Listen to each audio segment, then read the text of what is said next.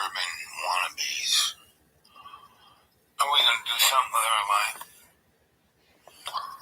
So are we all Tyler Durbin wannabes? Are we going to do something with our life? So are we all Tyler Durbin wannabes?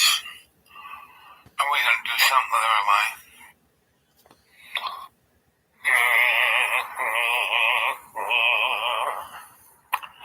Hey, this is breaking news from the future. 2020 presidential election has been canceled. Canceled due to the never-ending escalation of conflict. And that's, oops, there we go again.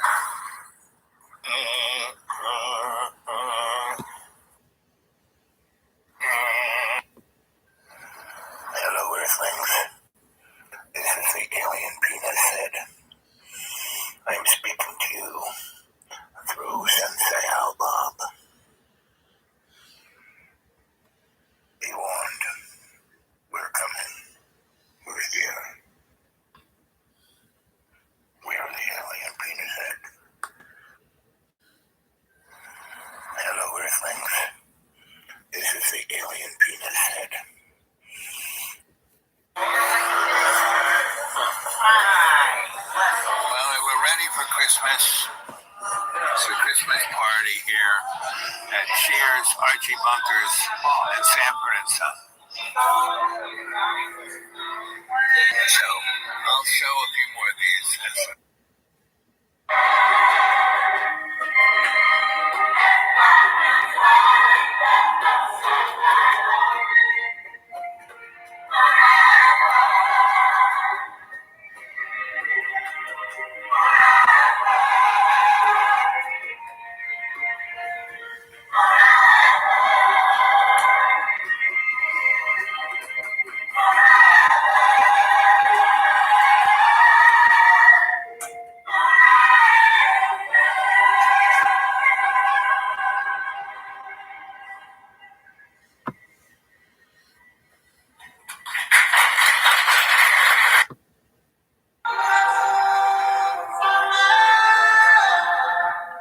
This young lady here is only 13, and she has had no training as a dancer, and she had choreographed this herself.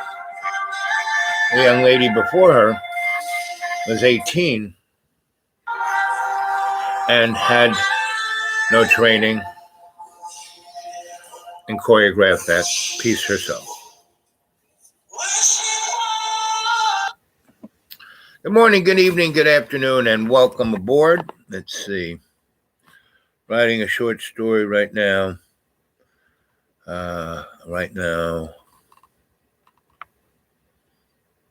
Anthony, hello. What in the devil's name is this? Right. So, first off, I was looking through. First off, I had some interesting phone calls from people last night after the show. And I think I went off around 10:30, 11 o'clock. And then I talked to people who first got a hold of me at the Dude Awake 40 Gmail and gave me their phone number. And I called them and we had a nice talk. And that's, good morning, good evening, good afternoon, wherever you are. Here I am. And I am your Sensei Al Bob. And it's in the morning. I have my blanket over the window to keep it warmer. And I'm in the smallest room of the school. It only has one window. And it's a solid piece of glass, so it has less cold coming through it. And once I put the blankie over it, it insulated it. And I have a little space heater, so it's warm in here. The rest of the house is like 40 degrees. And John has every heater, everything on the stoves, you name it. And it's like only 40 because it's 8 outside. So this electric bill is going to be. And really, I only put the little heater on when I'm in the room, and it heats it up immediately. And this heater probably, how I use it, maybe cost $1 a day, right? Well, I bet you the rest of the electric bill of this place is like maybe more than $20 a day, right? So he's been having it on full blast for the last week or two. So, and this is only early January. So anyway, that's going to be interesting. Whereas we downstairs have this amazing wood stove that if takes about 10 logs to heat it up to where it's kicking out like 110, and has this great. When George built this place, it's this gigantic European fireplace with a gigantic concrete stone chimney, and it basically sucks all the heat from whatever heat it's making from the wood. It's sucking 20% more of the heat out of the whole house. And that's with George. He did, I'm doing it my way, and it's going to work. It's going to be brilliant. Oh, I know what I'm doing. Right. Well, it is. But this place is an art piece. It really is, right? So that's why I was never here in the winter. But when John took it, John fixed all the things that needed to be fixed, and that was great. And then he went and painted and decorated and turned it into his own art piece, which was absolutely fantastic. But we had a guy here who I met him, and he really needed a place, right? And he wanted to rent it out. And he had a good job, good business, good everything, had a nice money flow. And he said, I need to get out where I am, and I can't find any place. Can I move? And I said, sure. And John wanted X, and so I put X plus. It would be way more than, John, well, maybe $300. But he wasn't here. This was the weeks when John went to Texas and then got lost in his story of being in Mississippi, where I had to be so Jesus-y like. Mm-hmm. So I won't even go there. It takes too long, and it's John's story. And he can tell it in whatever fashion. And one day I'll tell my observation of it, but not today. Today we're moving forward. But that guy, Tim, is the personification of a guy who is doing his best and it's paying off, right? And John wasn't here. I rented it out. I was dying. I need some money for procedure, so I, just took that. And then, because I sold this place to John, and I held, the paper on it, so I had a lien on the place, and he was giving me X a month, and so the stuff I took from this guy was X, right? And the rest, held for John. He held for John. So he moved all the stuff in, and he was amazing. He just moved it, boom, right? And the first thing he does, he puts in this most amazing wood stove in the basement where he's going to be living. And he puts this, space age technology flue that goes inside the chimney, right? And it holds all the heat, which pushes it back into the wood stove, which he put, because it was this flexible hose, he put the wood stove, instead of in the fireplace, he put it out, so most of the heat would radiate everywhere. And this thing had fans that took the heat from inside the wood stove in a chamber and blew it out, right? So this one wood stove, once you got the fire going and closed the door, and it was really clink, and it sealed it in, within 10 minutes, it had the whole basement toasty, right? Like 70, 80, right? Like on 8 logs, right? Then you kept the thing, you had it damp to a certain point, and that chimney heated the whole fireplace, and the fireplace ran up the whole building, and that was connected to this whole the whole wall of the whole, which way is that? I guess that's north. No, not north. East, the whole east wall, the big long wall of the building. And in like 4 or 5 hours, that whole wall, all the way up to John's apartment, was a heat sink, and heated the whole concrete floor. That's John's apartment. And then it proceeded to heat all the rest of the walls. And within 4 hours, it had the whole house at 70 degrees on about 10 logs. And then every, hour or two, you threw a log in it or so. and it kept the whole friggin' house at 70. No electricity, no electric bill. You had to have wood, so you bought a cord of wood, which would last the whole winter, and it cost $270, right? And so, and this guy, that was the first thing he did. Next thing he did, he has this big facility for his business downtown, and he's Mr. Internet. He does everyone's IT for restaurants and businesses like that, and runs everything. And he has his own, he has a fiber optic going into his server, and then he has, basically got all of downtown Wi-Fi, which they call broadband. And he has his own broadband to all of his business, the people he serves. So they don't even have to depend on Cox or anybody like that. He does that, right? So he put a little dish and sent the signal all the way up to the school and put a receiver up there and brought it because he was running his business. He had all the screens. He had this big table. And, so within, 3 days, he had moved all the stuff in, had his bed, put the wood stove in, got half a cord of wood right outside the door, downstairs, and and was living, right? So 2-3 weeks later, John shows up after his adventure, which he never got to Texas to see his kids. But he was so Jesus-y, right? And so standing up for all the minorities. And so he comes back and, this guy, I said, John, calm down. You met him. He wanted to rent the place. You said no, but he had no other place to go. And he, and you said you wanted to rent the basement for, $300. He's willing to pay $1,800. And John said, no, get out. And the guy took that $1,800 and just waved it in front of John's face. And John said, okay. And I said, and, I took, X that you owe me every month. I took one payment of that. You stole my money. I said, no, John, I don't pay this month's X, right? I needed it for my medical expenses. You stole my money. No, John. It took a while, but, he finally got it. And so he took the money, ran upstairs, not to be seen. So the guy is like, then he proceeds to put a hot water heater for the downstairs. We had no hot water downstairs. I used to have to take cold showers, and there was no hot water in the kitchen sink. So he puts a hot water heater there, runs a hot water line, redoes the shower and the kitchen sink, and now we have hot water, right? And so he did about 5 of those things, like within a week, like these amazing things, and he just did them, right? And if you had a contractor and had to pay for the materials, probably would cost $5,000.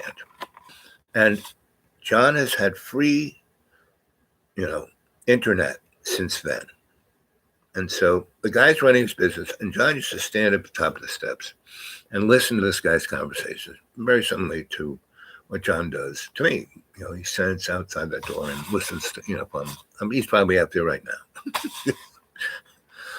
But, and then, he would hear something, he'd come down, he'd start screaming at the guy, you think you're la, la, la, la, la, la, la. All the tropes that John goes through, right? And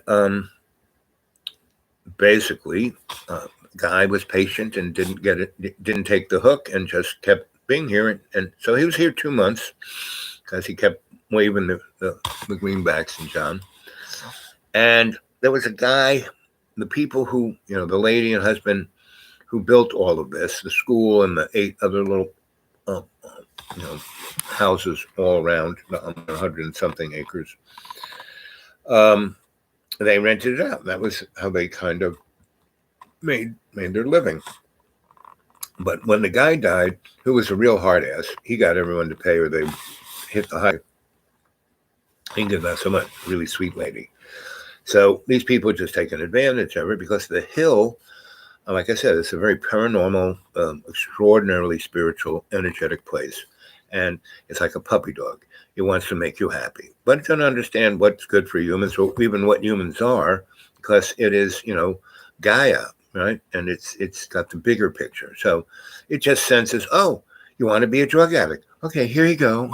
Oh, you want to be an alcoholic? Here you go. You want to be insane? Here you go. But if you are like, I want to, in every day and every way serve Love's Co-Creation, here you go, so. And Inga was totally plugged into that. And she was like, woo, an angel, right? But her kids, not so much. So her son just couldn't take it, ran away back to Germany, back to the hinterland and the fatherland. And the daughter, she got to ride her pony to school because the school bus couldn't get up here. So the only way she could get to school was to ride. And the school was just, down the road, right? So, she got to ride a pony to school every day. And she thought, oh, I hate that. I wish I lived, in a box downtown and I could be like the rest of the kids, So she spent her whole life living in a box, being like the rest of the kids, where she's a great person, amazing. She had the gene pool of these two amazing artists. Anyway, that's like the culmination of what all this is, right? I met Inga. She's, I knew her from New York, and I really loved her. And then I stayed up, I was visiting, and then she said, oh, you should stay up in the A-frame. Go clean that out. You can stay there for at least a year or two for free. So I did. And her ulterior motive was she knew that if I did that, the lady who was in the big school, who was like just taking advantage of her and trashing the place, she would leave because she was like going crazy. And I would be, 50 feet across from her, right? So I did that, cleaned it out, and this lady just threw the garbage, everywhere, and I clean it up and take it down so the garbage man could take it, right? Because from the school down to the garbage pit, it's 2 miles, and you got to take it. You don't have to take it, but you should take it the day they do it, so the animals don't get into it. And so, but it doesn't always happen. So anyway. And if you start building up a big cache of garbage, it never happens. So she would just throw it outside. I cleaned it up, took it down. She, stop taking my garbage down, right? And the flowers, I was walking through the forest, and in the springtime, the place was just covered in flowers. So I picked them for myself and leave a bundle at her front door. Stop doing it! Don't leave me alone. So at a certain point, she kind of went nuts and left, right?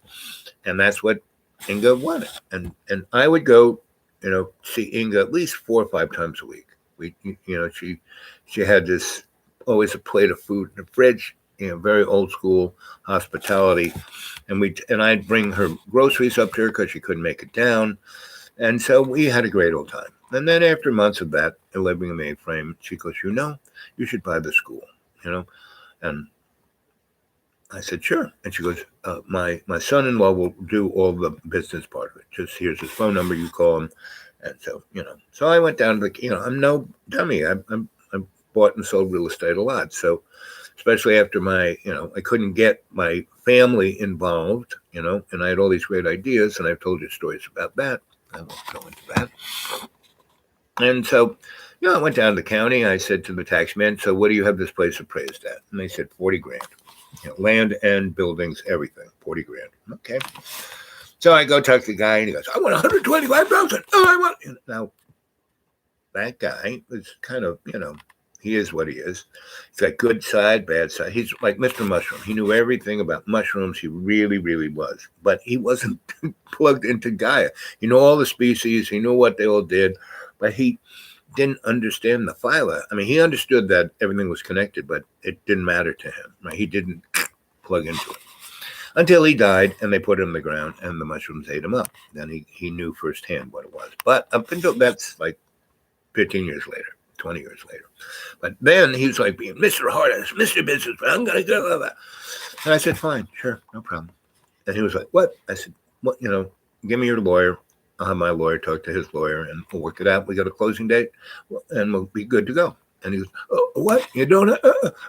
You mean I can't be a hard?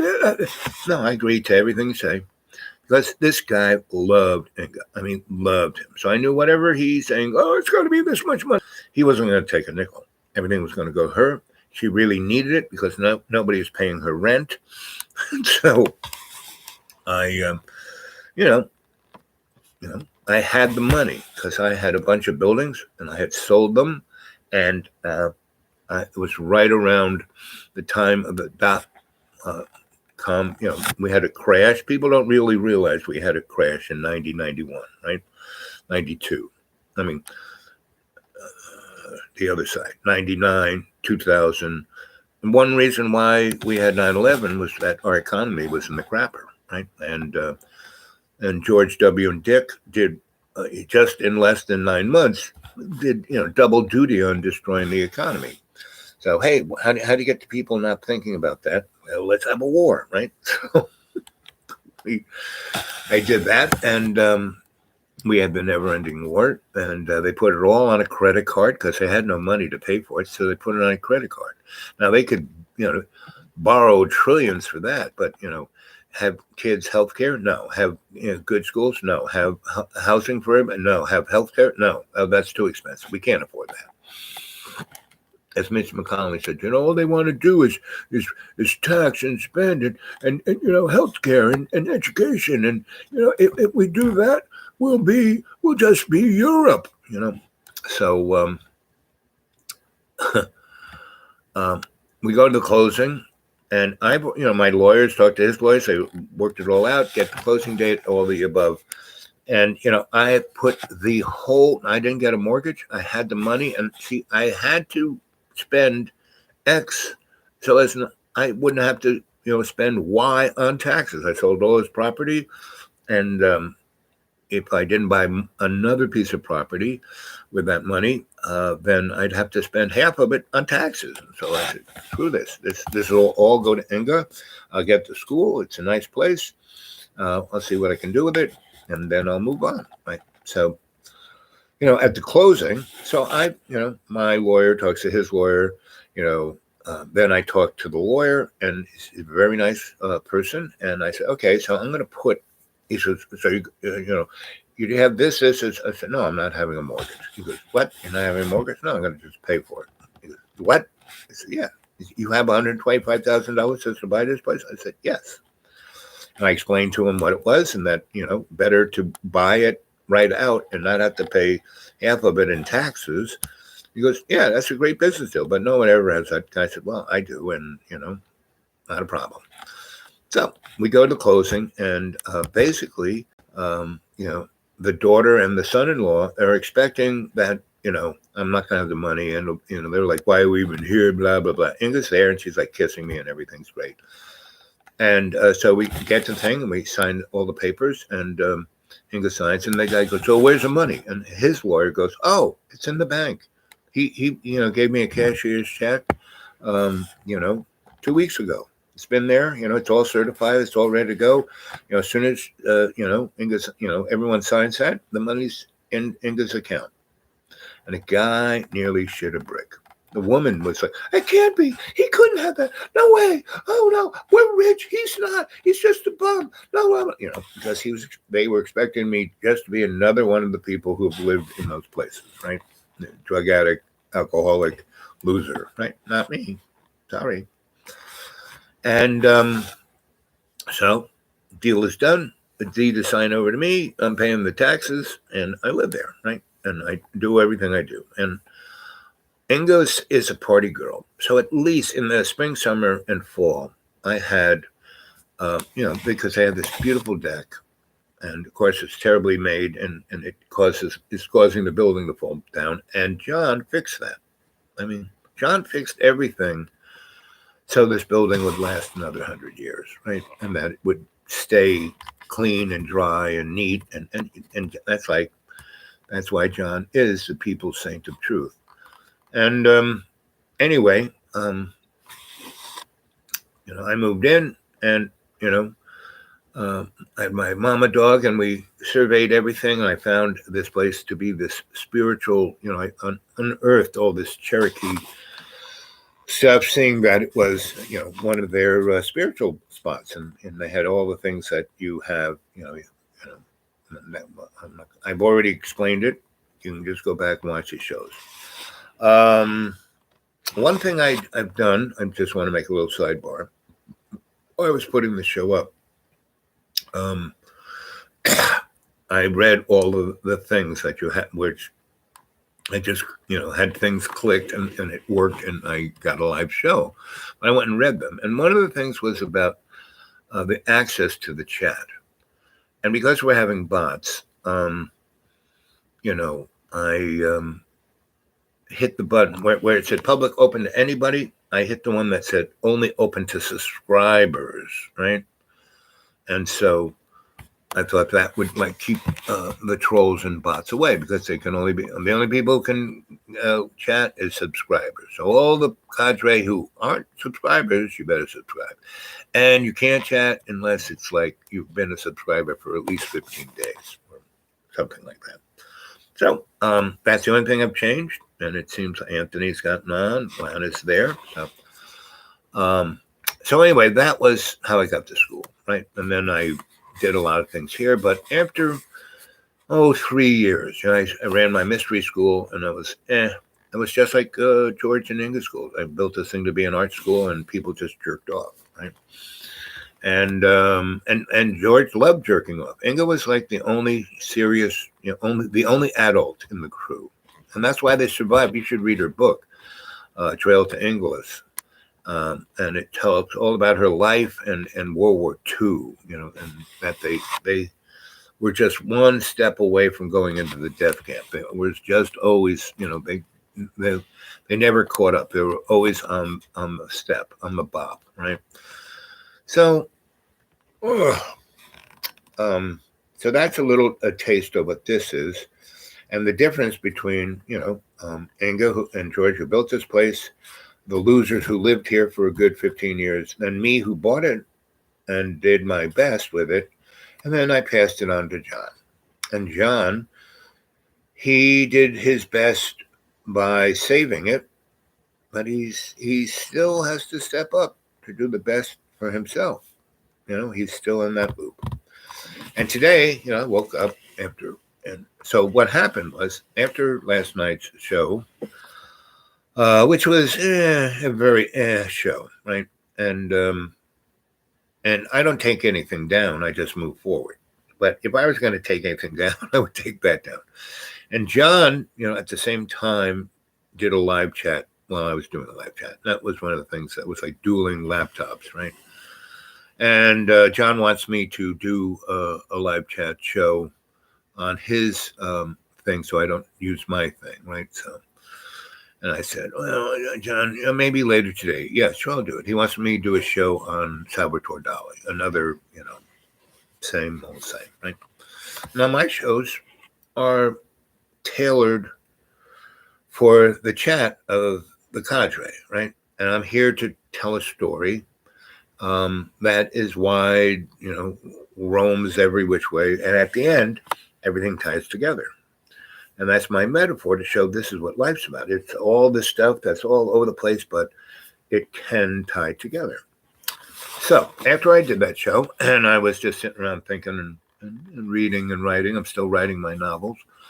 And I had John, John, when I told him I was writing novels, how many? And I said, I've got, there's going to be 12 novels, each 300 pages, and I've written 5 of the 12, and I've outlined the other 7, and so John, well, I said, and he goes, well, how's it go? The book has to look like this, it's this big. The book has, and I know books like that. And he says, well, it has so many pages, yeah. And he goes, so how are you going to do it? I said, well, when I get a publisher and an editor, we'll work everything out. But right now I'm just writing it. You got to write it before you can think about all that other stuff. And he goes, well, I'm the best editor there is. I'll edit it for you. I'll make sure that everything's spelled right. I said, but John, I misspell everything on purpose. And he just, and he goes, I said, so come here, John. Here. I went to the page and I put up, the first page of Ear Hair. And he couldn't read past, Ear Hair says, Ear Hair. It's book number 2 of a 12-book series, and this is a misspelled poem of a man's sociopathic attitude towards life, or something like that. And John couldn't read past that. I said, so what do you think of that? And then he started talking about himself, right? And then he wanted, there was this troll that he basically injected into the conversation. This it from Texas, but it wasn't a bot. It actually could talk, and it could have been the headless horseman for all I know, which is Satan. The headless horseman is Satan, right? And so anyway, so it was a pretty kind of, because John was going the whole time, right? Because our two laptops together, and he was, it's like, you can't have sex. Anyway, so I'm waiting for the last two breakfast ones come up, which are really hilarious. The one where he rolled around on the floor, and the other one where, to keep John in line, I had to keep, threatening to pull my junk out.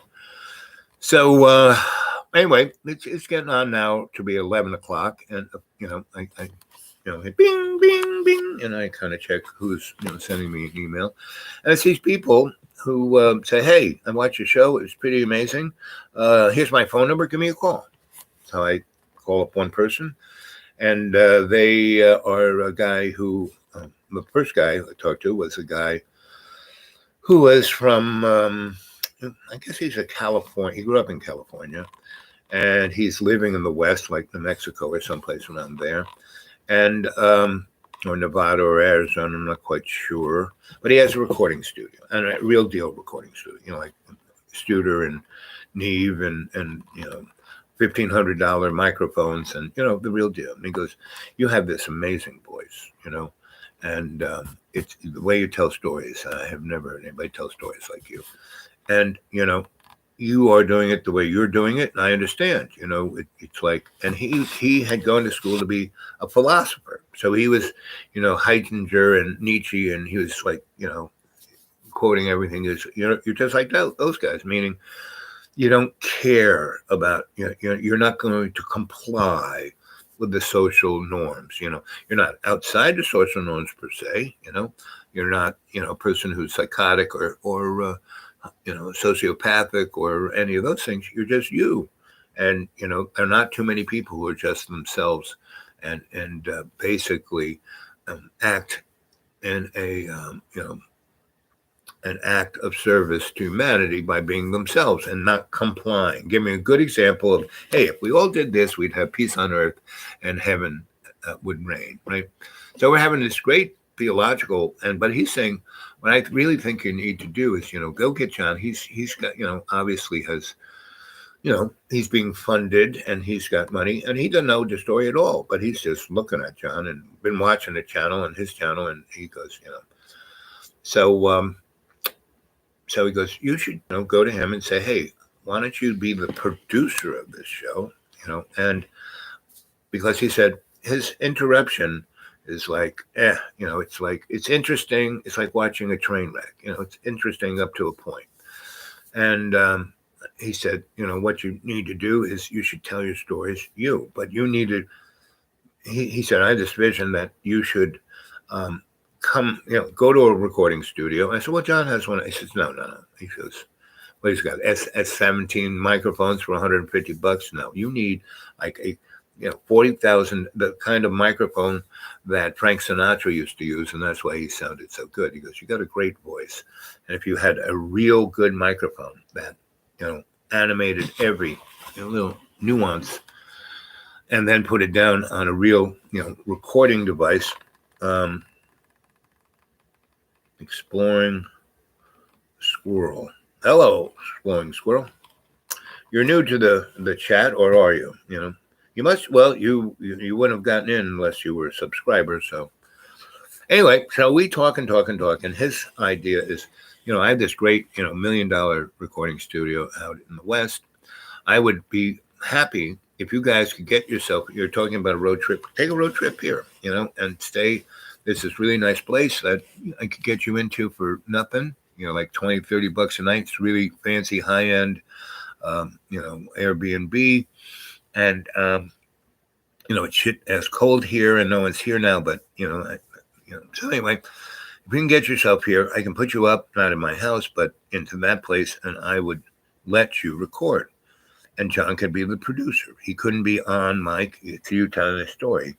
And then I know some animators, and maybe John knows some animators. And again, him as the producer, you could animate the stories and with your voice telling them. And I said, yeah, that's a great idea.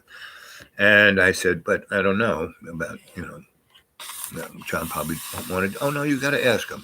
Just bring it forth to him. It's a great idea. He could actually build his career. He could be all those things he wanted to be by doing this.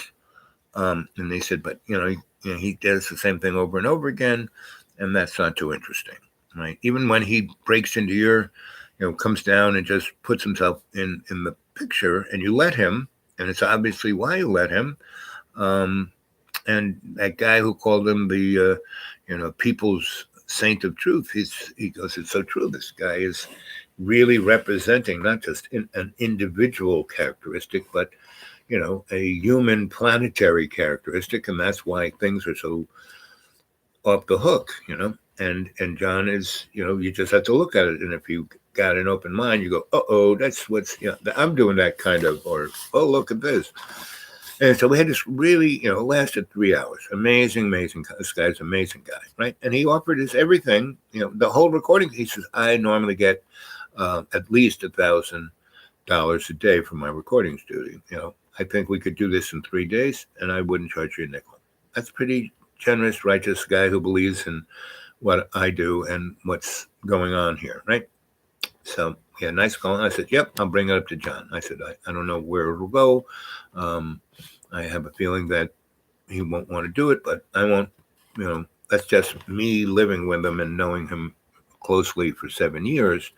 But hey, who knows? Maybe he will break out of that loop and do something different. If it is, that'll be the thing that'll make his life great, and it make I might pay my bills. If he produced that and this thing took off, like I know, meaning if someone were to take me and give me the backing and was able to market, man, this thing would take off. All of you all tell me. That's why you come to this thing, right? So. And then it would give a larger thing to talk about stuff, and I would take that money and do things with it, and it could go. Yeah, but I am not, I've done enough stuff in my life, to, I'm just here to serve in the moment, in the minute, right, and not to comply with the status quo's Borg-like attitude that we are rushing seemingly to be. So. I said, sure. So I kind of, and then another bling on the, while we were talking, I saw this other guy, and he said, hey, I've been watching you guys. You're really pretty amazing. I want to talk. Here's my phone number. So I did, called him up, and he is a filmmaker, right? And he makes a lot of films, right? He does all kinds of films, and he worked in Nova Scotia and Canada and England and the United States and New York and California, LA, and he's been a cinematographer, and but he has his own production company, and he does all kinds of stuff. And he said, I'd love to work with you guys and do it. And basically what I would love to do, he says, I see what you guys are doing, and I see what you're doing. And it's interesting the way you have this open, he goes, your live chats are really interesting, even though that you're almost doing it against the grain of the Borg mentality of the algorithm. He goes, that's why, and he goes, it's truly amazing. I can read the numbers. When you click off, you have almost 200 people watch.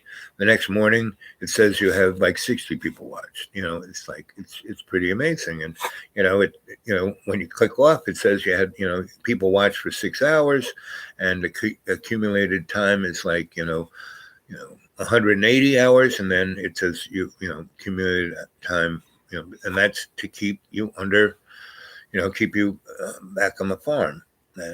But he said, if you did with me and all the tricks, and we would put it out in a whole different way, and we would not script your stories, but enable you to be focused. And that would mean John wouldn't be on camera, period, right?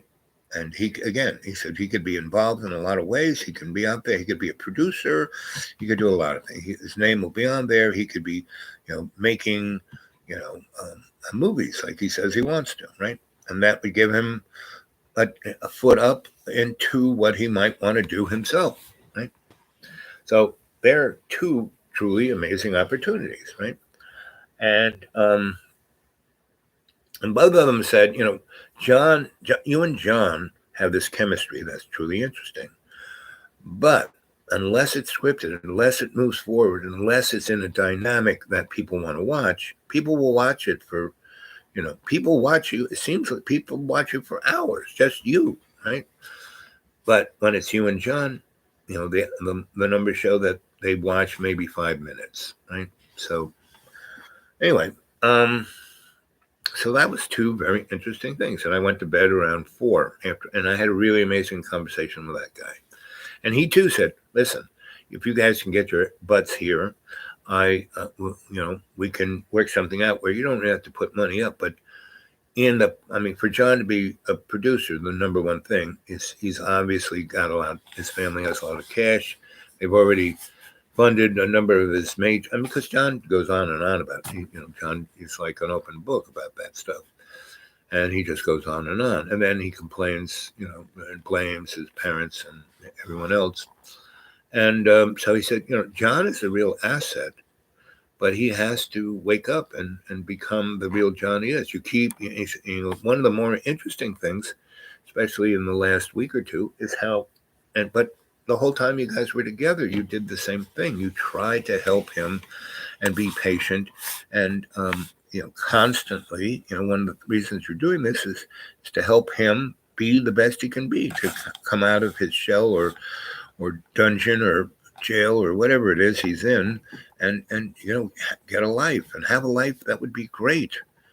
And both these guys said this, right? And so they were very empathetic and very understanding, not just understanding, but realizing that John really is a talent, a kind of, and again, people's saint of truth, And so it was, quite, so this morning, breakfast, John's there, videoing it with his selfie stick. And, I make him breakfast and so then he eats, and, it's just blah, blah, blah, blah. And anyway, I say, John, so I have these two interesting things. And, he didn't videotape that or would he put it up. But he basically, said, no, oh no, it's like, I know, did my parents put these guys up to it?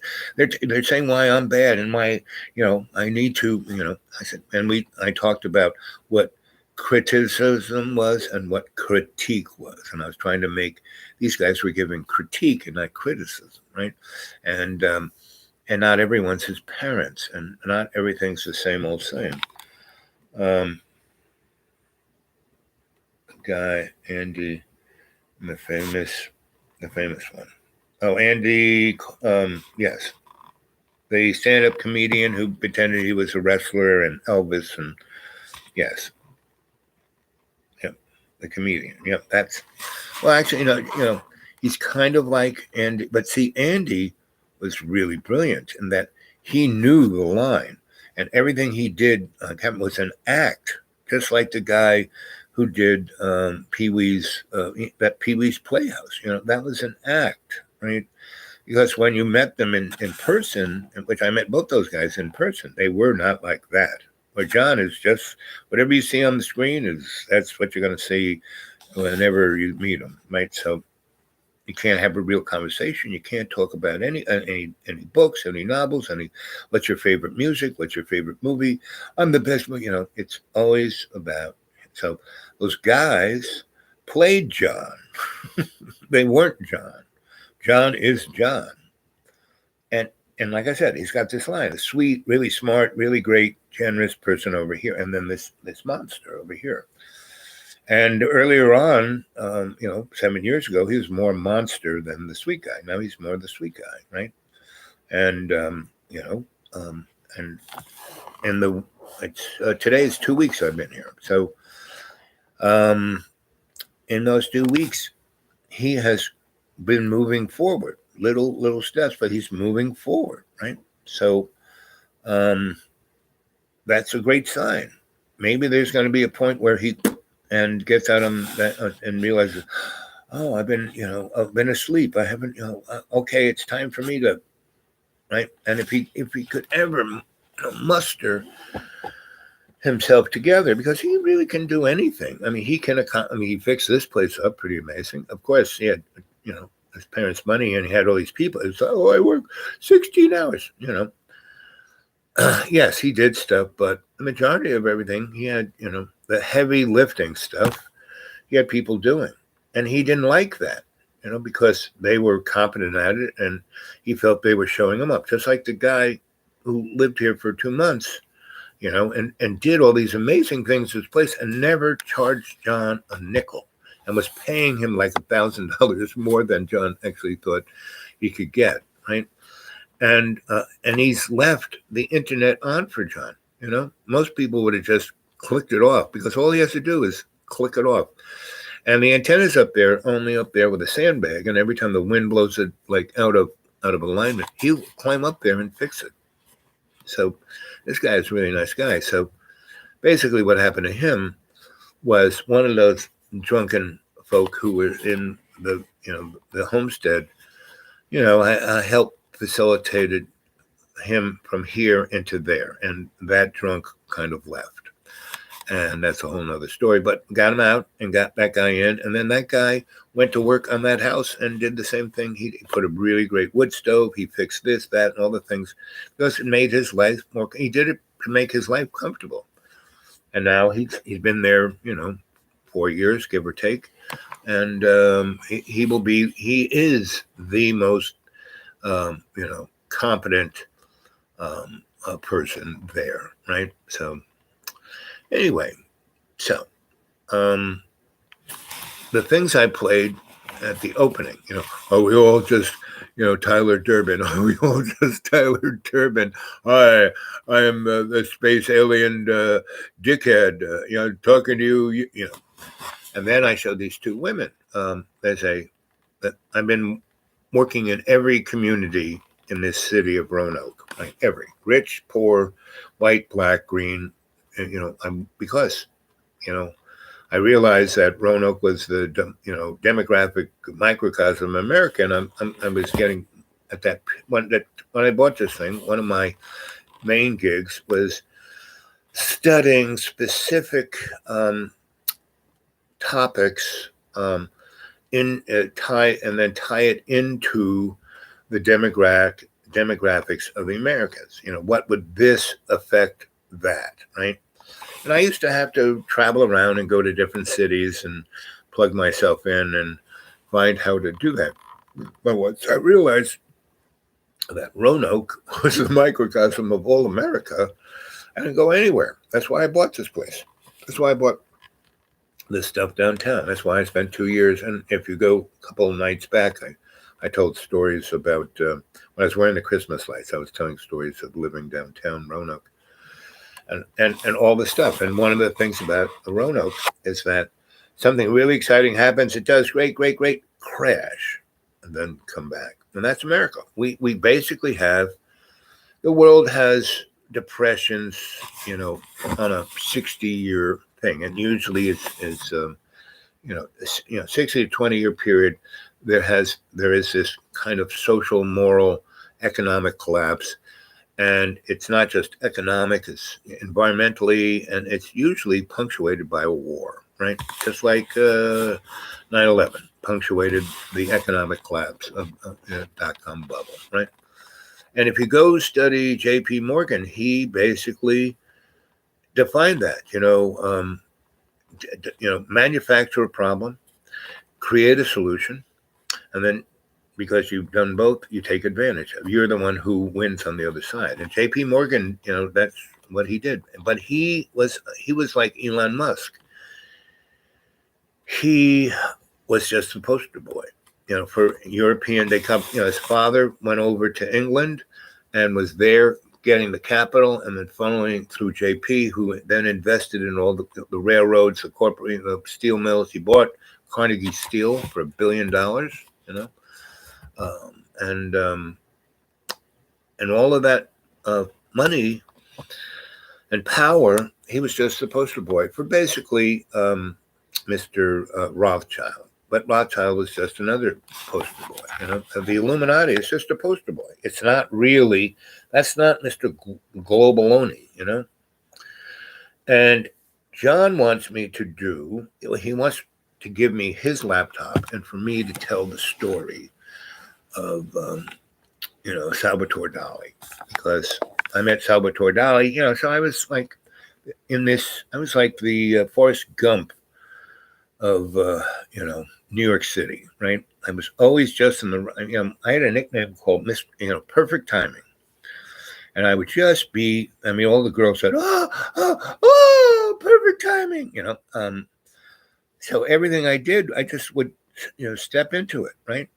And so I went to an opening at OK Harris, and one of what's his name's galleries, and there he was, right? And I talked to him for a little. I talked to his wife, Dala, and she was pretty out there. And Dali was he had what he had a vision, and he was talented and amazing enough to pull it off.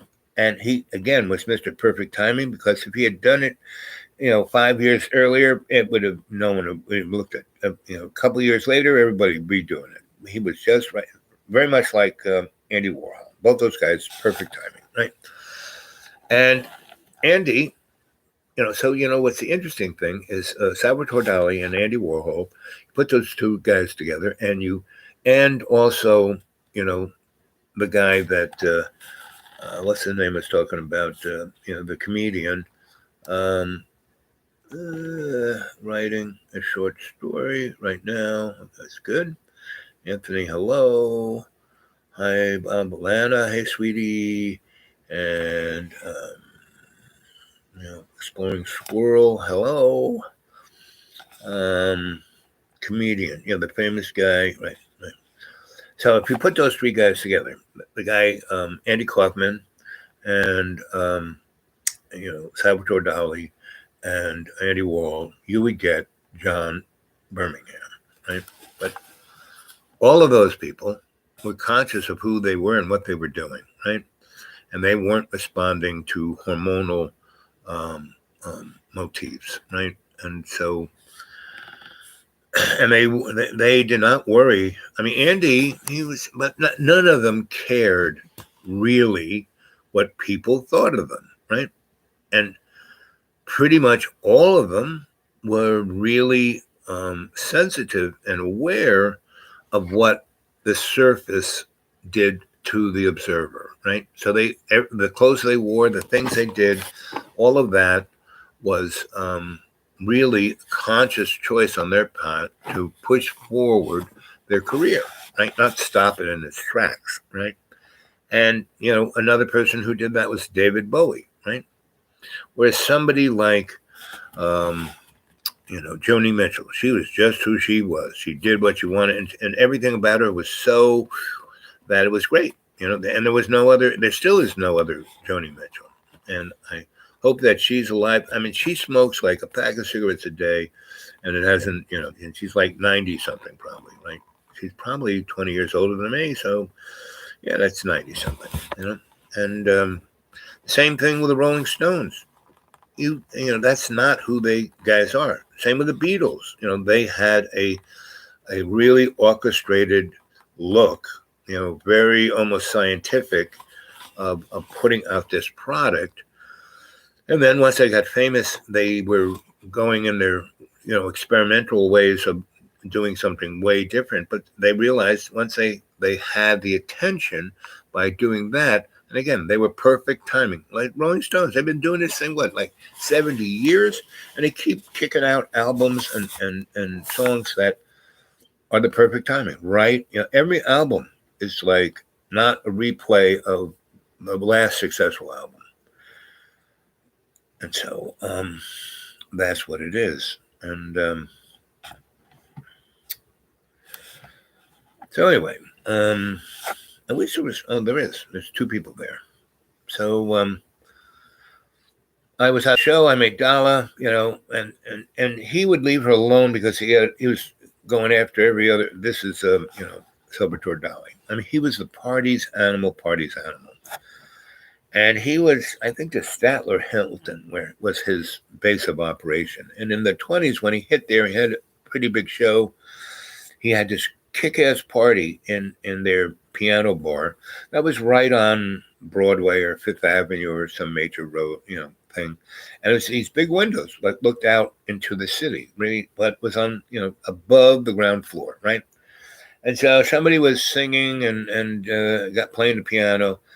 And he was drunk out of his mind, and he was zipping around dancing, and he kind of ran into the piano. And for some reason, he decided to push that because the little wheels on the piano, it rolled around relatively easy. It weren't locked down. And he just pushed the piano away from the pianist and pushed it right through one of these windows. And luckily, no one was underneath, and it crashed onto Fifth Avenue and spilled out everywhere and hit all the newspapers. And that one little event kind of really caught the attention of the media. He was a media darling ever since, right? Now his work is quite his and his alone. And anyway, so I met Dala at this opening, and guy who, and then, so Dolly's all over the place, kissing, hugging, feeling, squeezing, drinking, and talking about how, he was like, you thought John's off the hook about, I'm the best. No one was better at saying that he was the best than Salvatore Dali. He was just amazing about it. And his look was, I mean, I get by with putting these little things on my head and wearing them, but he was like off the hook with his look. So anyway, so I'm talking to Dala, and the guy who, what's his name? Nice Jewish boy. He owned 420. Anyway, so Ivan Karp, that's the boy. So it's Dala, me, Ivan Karp. I think even Andy Warhol was part of that conversation. And Andy Warhol was, he really didn't. He had a little voice. He talked, and he's taking pictures all the time. He'd be over. You wouldn't even notice him. I mean, hard not to miss this guy. White hair. He had this look, right? Sunglasses all the time. Anyway, but he's part of that conversation, and we're just talking, and we're talking about aesthetics and kind of, arty things, and not about ourselves, right? And, Dala, she was a girl who could talk about herself, and she was a pretty good artist in her own right. But she knew how to ride the wave of Salvatore. That's why they were together. And she, didn't care. She didn't want to have sex with that guy, that's for sure. She had her own boy toys, right? I think she was kind of rubbing up, because I was in my mid-20s at that time. Anyway, so Salvatore comes over and says, what's going on? Are you talking about me? So we tell him what we're talking about, and he, this guy's a smart guy. So instead of just talking about him, he gets in a conversation. We're talking about aesthetics and critique, and I tried to bring that into John's conversation. It was, people always tell me I can't do, and Dolly had something of that nature, in that he would say, well, people, when I first doing that, or every time I kind of change or do a little different thing or do something, they say, well, you're not being Dolly enough, or you're not, what are you doing? And he just moves forward. And that's the thing I really liked about that guy. The other thing I liked about that guy was, like, he didn't, like, everyone in that circle was like at least 45 or older, and I'm 25. So, and Dali and Ivan and, Andy's probably in his 50s, pushing 60. And I'm 20. Oh, everyone was a lot older than I was. And Dolly didn't say who's, I mean, I never met him. And and actually, I met him a couple of times, but he didn't remember me. But he didn't say, who's this kid? Why are you talking to him? It was, no, he just jumped right like into the pool and we had this conversation. Then the crowd moved around and, Andy kind of moved over to the side and just started taking pictures of it all. And I just kind of, looked for some girl who was looking at me with a smile and went over to her and said, hey, what's up, girl? And you know all these people. I said, well, sure, I know you. Now I know you. Now you know them. So, I mean, that was me and being the dude. But that was that conversation. Anyway, so the night ran on, ran on, ran on.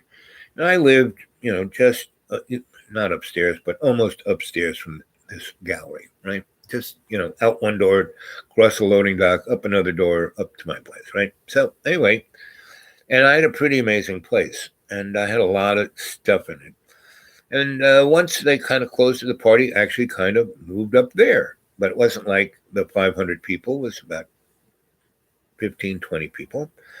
And everyone's just kind of laid back and it's real quiet and private. And some people can, let their hair down, take their shoes off, do whatever they want to do with whatever they want to do. And so, that's everyone's doing that. We're smoking a little boo, drinking a bit. I made up a few crepes with stuff in them. And people, these are great, So we're having a great old time talking. And Dolly's not sitting in the couches. I had these nice couches I found in the garbage. I had a friend who had a big truck, and every Thursday is when people threw furniture and TV, whatever, more than their garbage out, and the city would come and pick that stuff up and burn it or dump it at sea or whatever they did with the stuff. But he and I would go out earlier, and because people threw it out Thursday, they picked it up Friday, or they put it up. We went the evening the day before when the stuff would be out there waiting for the guys to come. And we had this thing, we had a lot on the Bowery, and we called it urban anthropology, meaning or urban archaeological anthropology, something like that, right? EAA, I don't know really, but it was like urban, stuff we're getting out of the garbage, we're selling you, right? And we're making it look cool, right? And I got that idea for this lady who her boyfriend made art out of clothes, and he would get like a ton of totally clean pressed things in a big bundle, and then he'd rip it apart and make art out of it. And the parts that were left over, she would sew together. Like, he would take the bodice of something and leave the arms or the pants or the this, and she would sew all these things together. And she rented downstairs this little. I mean, the store was probably no more than 12 feet wide and about 40 foot deep, right? And she made all these clothes, and she had the roller racks, all these clothes. And she, when she opened up, she just rolled everything out on Canal Street, right on the sidewalk, because sidewalks were like 20 feet wide. So she'd put everything, close to the building. And she was selling stuff like hotcakes. This is when Soho started.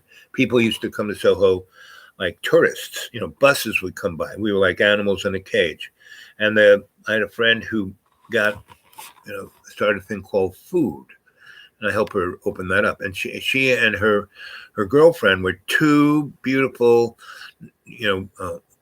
not Orthodox, but conservative Jewish girls who learned everything from their grandma and mom, how to cook, how to bake bread, how to bake, bake cakes and cookies and everything yummy, very Germanesque, and soups, and that was it. Big sandwiches, just like the Jewish dairy things. You get a sandwich of meat like that, and I turned them on to Mike Finelli, who was Mr. Restaurant, and he, Finelli, me, the girls, and another a friend of mine who is a builder, contractor, architect of restaurants, right? It was really easy. It was a big open space. It already had a nice kitchen in the back, and already had a walk-in, and had a nice delivery spot, and the whole thing was glass. Everything on Worcester Street and everything on Spring, and you walked in. It was like a cafeteria, and we put up a big sign that just said food, right? Big, big letters. And it was one-story building, so it had a lot of light, and it was set off from the other buildings, which were only about 6 stories high. And because they were old cast iron, just after the Civil War buildings. So they weren't like skyscrapers. But now, in 2011, I went to Soho, and they have, these I don't even know what they call them, but they're basically co-ops, and they are like, they take up a whole lot, and it goes up. They have in Soho, they have 4 buildings that go above 60 stories. They're like billionaire. Each one of those things cost, $200 million. And it destroyed Soho, because one of the beauties of Soho, why all the artists loved it, is the light. Every one of because those buildings were built before electricity, and so they were placed so the people working in the factories had sunlight. These gigantic windows, the sun came in, the whole back, they'd have big alleys, or whatever you want to call them, between this building and the one that faces the other street. Instead of putting them right next together, they'd be like, 50 feet, right? So deliveries, trucks or wagons could come in, delivered that way. But it was mostly for the sunlight, so it could get it. It was situated in a way that, it was east-west, so and mostly facing south. So it got sun all day long. If there was sun, it was going in those buildings, right? And that's why the artists love these big open space with a ton of light. But once those morons put up those big skyscrapers, it became like Wall Street, just a cavern of darkness. So anyway, when I lived there, it was affordable. It was only those crazy artists living there, and the other half was these factories and the workers. And so there was no restaurants, nothing. After 6 o'clock, closed down, which was another nice thing we liked. There was nobody there. It was quiet. We could do whatever we wanted. No one cared until the city started us, and then we had to wise them up. So anyway, so we're up in my loft on Worcester Street, up on the top, and the back wall not only had windows going all the way up to the ceiling, the glass went. They had glass in these skylights that covered. That whole wall and this roof was glass. And I went up there and cleaned it off really good under a few of these big panes. And it was so dark down there. This is before the place really got lit up with streetlights. You could see the stars. Only one of the only places I knew in New York City you could really see the stars. And so, I had these couches underneath there, and you could just lie down on the couch and look up at the stars. So people are like, had a lot of couches. It was summer. I had the bottom of these windows you could open up so you could get air, and the windows at side of Worcester Street, there were gigantic windows, the whole thing, but they were like regular windows that went up and down, right? But gigantic, like 8 foot wide by 8 foot wide, and 2 of them, because my ceiling was floor to ceiling, 20 feet, right? And I had 24 gigantic, one whole wall of skylights, and then another 20 or so skylights all over. So the whole roof was mostly skylights and light. Anyway, so everyone's hanging out there. And, like I said, they kind of get in what they're doing or doing with somebody else. And there wasn't a whole big crowd. So I'm like looking up the stars. And freaking Dolly comes over and gets on the couch. And we're like head to head looking up. And he goes, "This is pretty amazing. What, if you want to sell it?" I said, "Well, not really. I kind of can't. I don't really own it." He goes, "But you do. I mean, I asked Mr. 420 who and what you are, and I've heard about you. You're the dude. I've heard about you, and I never met you. But here we are, head to head, and we just talked for hours until the sun came up, and everybody else had fallen asleep on the other couches. But anyway, we talked and we talked. We talked about everything, not about him. We didn't talk about him. He didn't like punctuate everything, Dolly, which he does when he's in a crowd. So, and we talked about aesthetics, and we talked about Heidegger, and we talked about physics, and we talked about reality, and we talked about God. We talked about everything. It was really one of the better, interesting first conversations I ever had. And it was, he had his little something, and he shared it with me, and that was tasty. And we got very comfortable, and it was a nice platonic relationship because this guy oozes sex for everything. But that wasn't there. It was just a connective tissue of consciousness. And you don't really experience that. And you surely don't really experience that, with someone who has an ego like this guy, right? And the only, John, John has more than an ego. It's something else.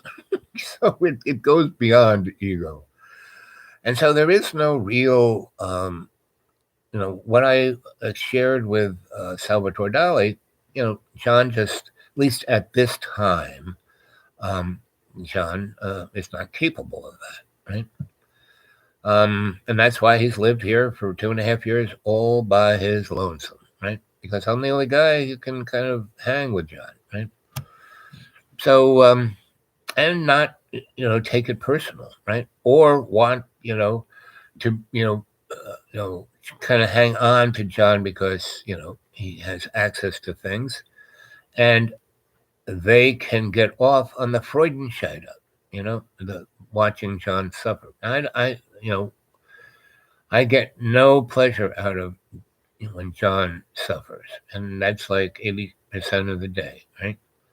Every time he, I want to kill myself, that is a pure sign of that he's suffering, and he hurts, And what was interesting, Salvatore Dali did not have a lick of that, and his ego is like Andy Kaufman. It was more or less a show, not really a real thing, and it was part of his, tap dance to be famous. Anyway, we were talking and we talking and we talking, and he goes, so, I went and saw that gallery. I see all the things that you're involved with, Collab and the Una Gallery and all the other galleries you've helped start. And he goes, PS1, all these things that you were like instrumental in, but you don't really, I know you did that and you don't even know me and I'm really, powerful guy. So yeah, I understand what you're doing. You're kind of like Andy Warhol, but Andy realizes the economic value of being famous and being Andy Warhol. Well, you're just the dude, but it's not us. You are the dude. But and that's when he said, he phrased the same thing my grandma said, this is what you need to do. And he says, well, you live like a million. I said, look at this loft. I want to buy it from me because I live in a very nice apartment and I have a very nice, suite and this hotel that I threw the piano through. And I can do anything I want there, but it's still relatively limiting. You have all of this space. I have a studio, but it's not like this. This is like freedom downtown. It's like I've never seen anything like this. And that's why I want to buy it. But you say you can't sell it. I said, yeah, well, because I'm not even paying rent on this thing. This is, I said, if you wanted to sweep the halls and change the light bulbs, you could probably make the same deal. There are a couple other of these lofts on Worcester Street. And he thought about it for a second. I said, well, I could get somebody to do it for me. And I said, well, you're overthinking it, buddy. And I said, and that's what I know. I don't overthink anything, And I told him the story about how I grew up and all the things, being murdered by a nun and being then murdered again by a priest, and he goes, how come you even had anything to do with the Catholic Church? I said, well, my godfather's a cardinal. He said, who? I said, well, Cardinal Christian, my godfather. What? And I just kept saying, dropping that. And he went, what? He just kept saying stuff like that. And I just kept blowing his mind. So anyway, so we talk and talk and talk from like, I went and looked at the stars probably about 1:30, and he kind of joined me about 2. So from 2 until sunrise, it was amazing, And so what happens is, I go to my kitchen and I have, I'd been to Chinatown and I had gotten boxes of you know, um, Chinese buns, which are really great. They're these kind of gooey, soft things with a nice crusty outside, and then stuffings like coconut and mango and pork and apples. I mean, just really things you would never think these guys and these beans, really sweet beans with pork, and the sauces were amazing. So they were only about a day old, maybe 2, because I bought them from the day old thing. So instead of spending like 60 cents per each, I was spending 10 cents. So I had a lot of different ones. I also had some dim sum, which are kind of noodly things with stuff in them. So they have these bunny things and these noodly things with stuff in them. That's what they have for breakfast. Pretty much everything's made from rice, no wheat. Even the buns are not like wheat. And that's why they have such a very strange consistency. But it's like the best bread you ever had. And I made omelets, and I had really strong coffee and cognac and Patty's Irish whiskey. That was the breakfast of the day. And a few other little nibblies. And so I was just cooking away because my kitchen was like right in the middle of my loft, right? I had these big, whatchamacallit, I found all these sewing machine tables without the sewing machines, right? And so, it's like butcher block wood, that thick, on these metal stands. And I just kind of put them together, and they have holes for the belts to come up to go onto the sewing machines. And I'd have a thing, and I cut out a nice big thing for a sink, and I put a, plywood form in there, and I poured, masonry, really super hard, the stuff they make pre-stressed concrete out of. And I poured that into the form, and that was my sink. I had a drain, and had this nice, restaurant, the thing that goes up with a little springy, and you push it, and the two cold and hot are down below, and then when you want one, and you can move it any which way. It's real high pressure, and I had a nice, commercial dishwasher, and I had a Garland stove with a bain marie, which is like bain marie is like when people put their toast or a steak or whatever into their oven and turn on the broiler, and they either burn it or it never gets cooked. The bain marie is an oven that's only like maybe 8 inches thick, and has this drawer that you put in, and you can put it right up to the burner, so it crisps. It broils. It does a better thing of barbecuing something than a barbecue.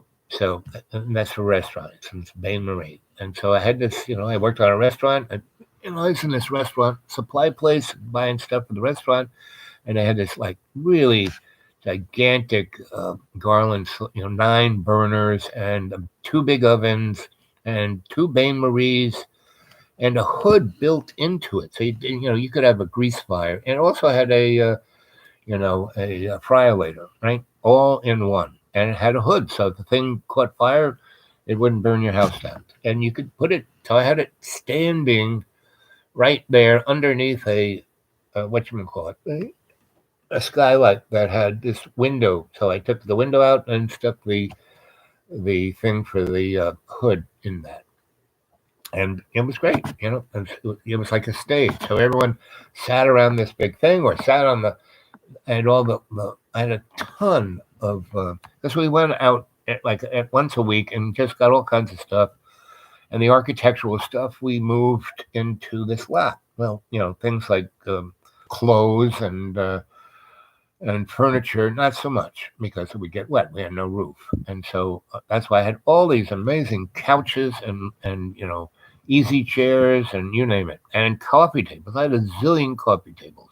I loved sitting on the floor and writing. I had a nice pillow, and I'd sit on the floor and write on the coffee table. So anyway, had all this stuff all over the place, and every lamps, you name it. I got just the most amazing stuff, well, just straight off the street of New York.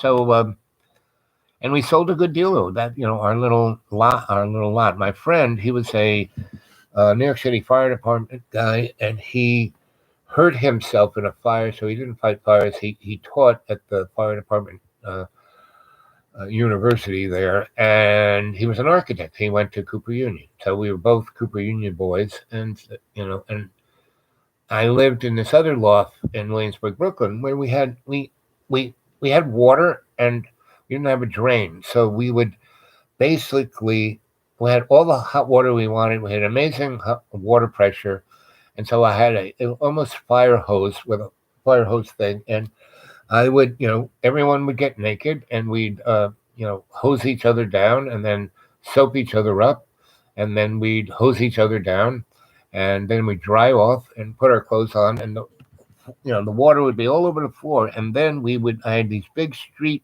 sweeping brooms, and we would wash the floor. That was, so instead of the water dripping through the floor and getting the people underneath upset, we just pushed all of that water of hosing each other down. We would broom it over a 2,500 square foot, and the floor was oak floor, tongue and groove, so no water went through it. I mean, yes, if you dump tons and tons forever, it would do that. So, but we had no bathtub, no shower, no, nothing like that. So, and the kitchen sink I had there in the washer, I just had hooked up the hoses that went out holes in the wall and just shot out into the alley, So that was cool. But we didn't have a bathtub. But Olga Kluver, not Madame Olga Kluver, but Olga Kluver, Madame Olga Kluver's niece, who is like maybe 50. Madame Olga Kluver was, like a zillion years old and had this curiosity shop on Lexington Avenue off of 50 something street. And so, and both of them were little people. That was their whole everybody were little people. I don't know if they were midgets or unicorns or whatever, thing they call themselves, but they were, Olga was, a full bodied woman, looked just like a woman, but she was like, 4 foot, 3'9". She was a little, but she was really attractive, and nothing looked strange. Everything was in order. There's some of those guys who have little bodies but really big heads. She wasn't that. Everything was just like if you looked at her with your eyes, she was just like a normal person, but she was like 3'9", right? So anyway, but she had an indomitable spirit. She could do anything. She kicked anybody's butt, and she had a big auction house. That's how I met Carlton Haynes, Mister Marble. Hi, Carlton Haynes. Carlton Haynes. He was like James Bond. Anyway, and describing the crew of people who I hung out with, right? So anyway, Olga had a little dip, and so she had this really beautiful house in the West Village. It was a house, back from the Dutch days, and it was beautiful. And she had a business mistake, and she needed a big chunk of change, and this thing was worth a lot.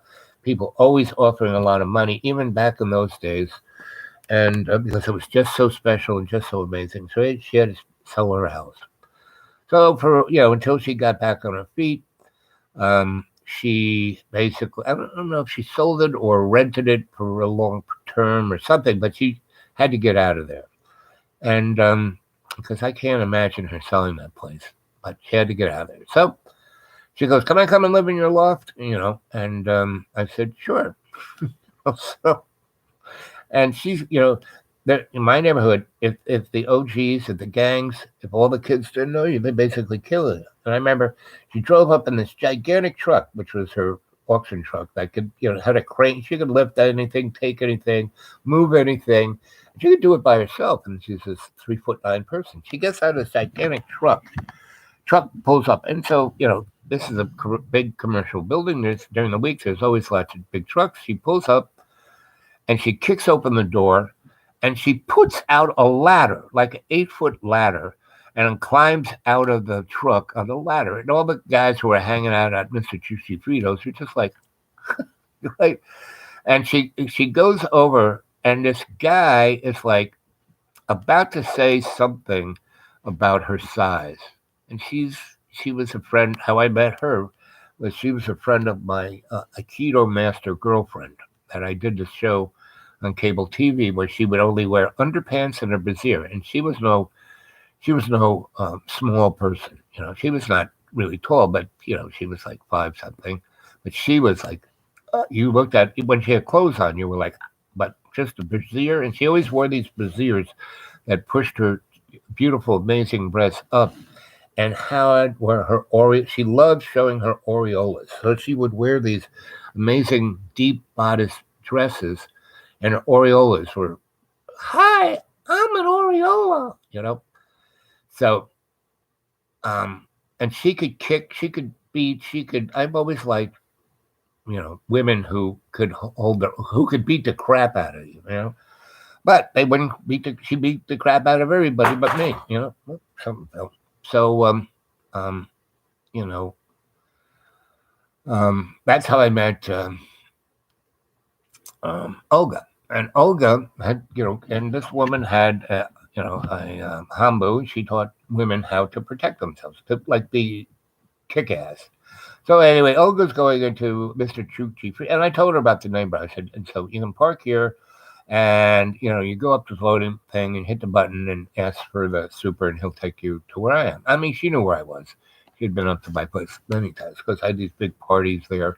I had 1,700 square foot loft, right? And I would, have parties. I had a 1,700 foot loft. That wasn't mine, but you had to walk through it to get to mine, which was at the other end of another building. And mine was about 3,000 square feet, 2 floors, 3,000 square feet. I had the whole roof. You came out of the upstairs into the whole roof. So I had like a golf course up there. And I sculpted, I had stuff up there, and I could, metal and stone and things that didn't mind the rain. And so anyway, I told her that Mr. Chuchi Frito had, Cubano sandwiches and the best coffee imaginable. He gave me a cup of coffee with a cup of espresso, because in Europe and everywhere else other than America, regular coffee is espresso. And that's why they give you little cups. They don't give you a gigantic thing. They give you a little cup because it has more caffeine in it than a big cup of American coffee. And if you want milk in it, that is a cappuccino, right? They steam the milk and put the espresso in there, and that's a cappuccino. So Mr. Chuchi Fried had all that and these amazing Cubano sandwiches and Cubano pastries. He was basically a baker. And so, and it was a general store. You could get whatever, whatever, right? So, I said, if you get in there and you feel like the coffee when you arrive in the morning or breakfast, just go in there and tell them you're my buddy and you're going to be living with me. And that'll freak everybody out. And she loved freaking everyone out. And so she was walking into that place, and one of the OJs was sitting outside. Mr. Chuchi Frito had tables and chairs out because his building, 2 avenues came together. My street and Roblin's came together, and it was right across the street from the last New York City big, housing project called Roberto Clemente. That was named. It was built to house all of the Hispanic Puerto Rican folk who, got burnt out of their buildings because they worked in all these Hasidic factories, and then the Hasids went into diamonds and semiconductors, and they funded it by burning all their businesses and all the apartment buildings that the folk lived in. And they had the political power to build this, and they told the politicians that it would be for the Puerto Rican people who were Democrats. And but when it was built, all the Hasidim moved in. So anyway, with a few anyway, so that was there, and so she's walking into this place, and there's these guys sitting out, um, you know, reading the Wall Street Journal, eating, drinking their Cubano coffees, and because the OGs were the smartest people, only because they were poor and came from Puerto Rico and other Caribbean places, but they were smarter than anybody I ever met in Wall Street. And they were taking their drug money and making, investments in Wall Street. Right? These guys were smart.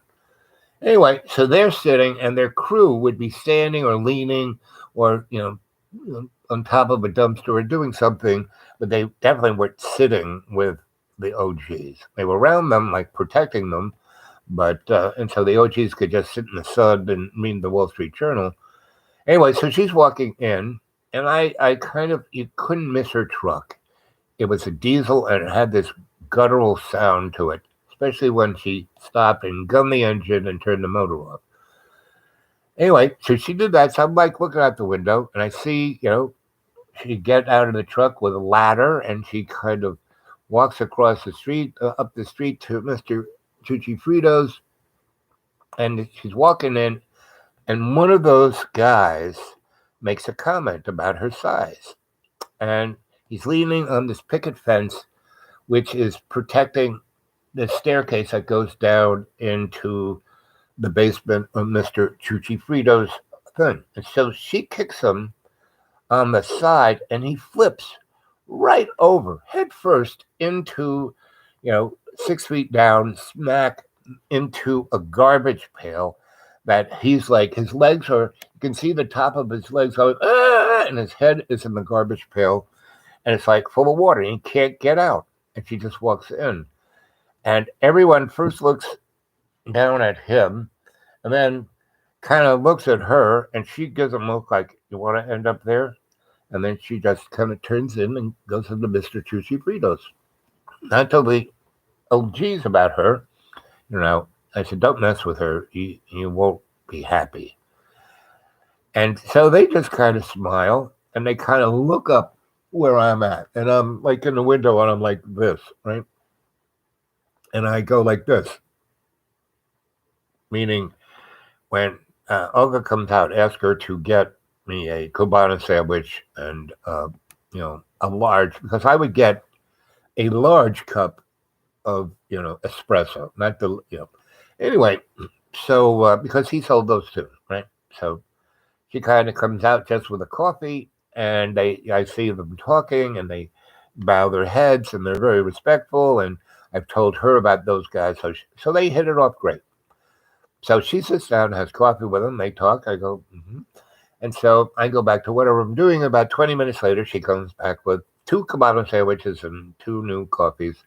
And she goes, well, that was fun. Those guys are nice. I like them, right? And I said, how about the soup? Kirby. Oh, he's a just a sweet old teddy bear. Because he's like 8 feet tall, 8 feet wide, black man, total muscle. And, he can be intimidating. I mean, he's intimidating. Just look at him. But she's 3'9", he's 8 foot tall. Oh yeah, he's going to be best friends. So, and she was. So she moved in, and basically took over, which is fine. And so I'm just doing my thing, and she's doing her thing, and we're good buds. And she's the niece of one of my greatest mentors, Madame Olga Kluver. She's named after her, and she's like a version, but way, she's wound tight, right? She's got so much energy, you can't believe it. And that's why she's so amazing at what she does. She totally dominates. So, and she doesn't do it in a mean way. It's just her. Anyway, so in that loft, we had no bathtub, and she wanted a bathtub in the worst of ways. And so I'm basically one day back there, and for some reason she didn't take her truck. She went off and she went around And either someone came and got her, or she walked to the subway, which was only like 6 blocks away to get on. And to go, you were right into Manhattan, and it would drop you off on, you'd get off at Delancey, and all the subways were there. You could go anywhere. And so, she left. I didn't see her. I got up. If I didn't, I'm not a morning guy. If I don't have to get up, I don't get up. I like to sleep in. And so, I didn't go anywhere. So I'm, there, and I'm writing and I'm reading and I'm put on the music. I'm dancing around and, working in the kitchen. And we also, I had sprouts, so sprouts are a great way of vegetables. And they're these little teeny things. And I had these clean food joint compound buckets. And, and I had screen, and I would, put them in there, soak them for, half a day, then drain them, and then let them put them in the sun, but not so they burn up. And the next morning they'd be green. I'd soak them again for about 15 minutes, drain them, kind of put them near the sun, but not in the sun.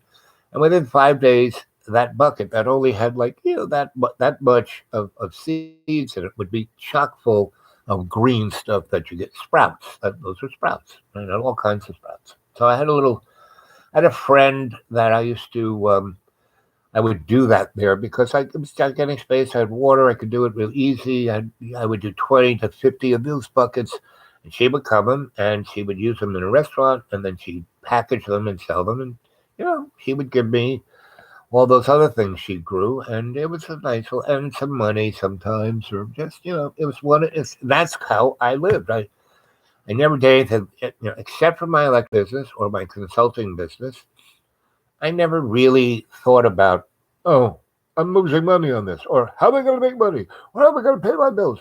Never, ever, ever, ever, ever, ever, ever, ever. Because I had 28,000 worth of space. At first I paid $175, and I had free utilities and heat. It's like, it's pretty easy paying your bills when you're living like that, living large like that, living like a millionaire, but not, living like one. I mean, not working at it.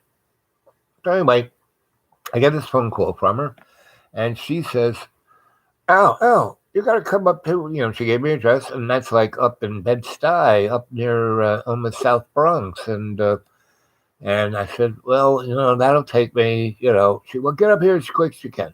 And she goes, no, I left my truck downstairs.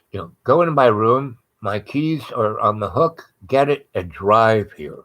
There's no traffic now. Just go, drive up the BQE, come across on the 59th Street Bridge, go up the FDR Drive.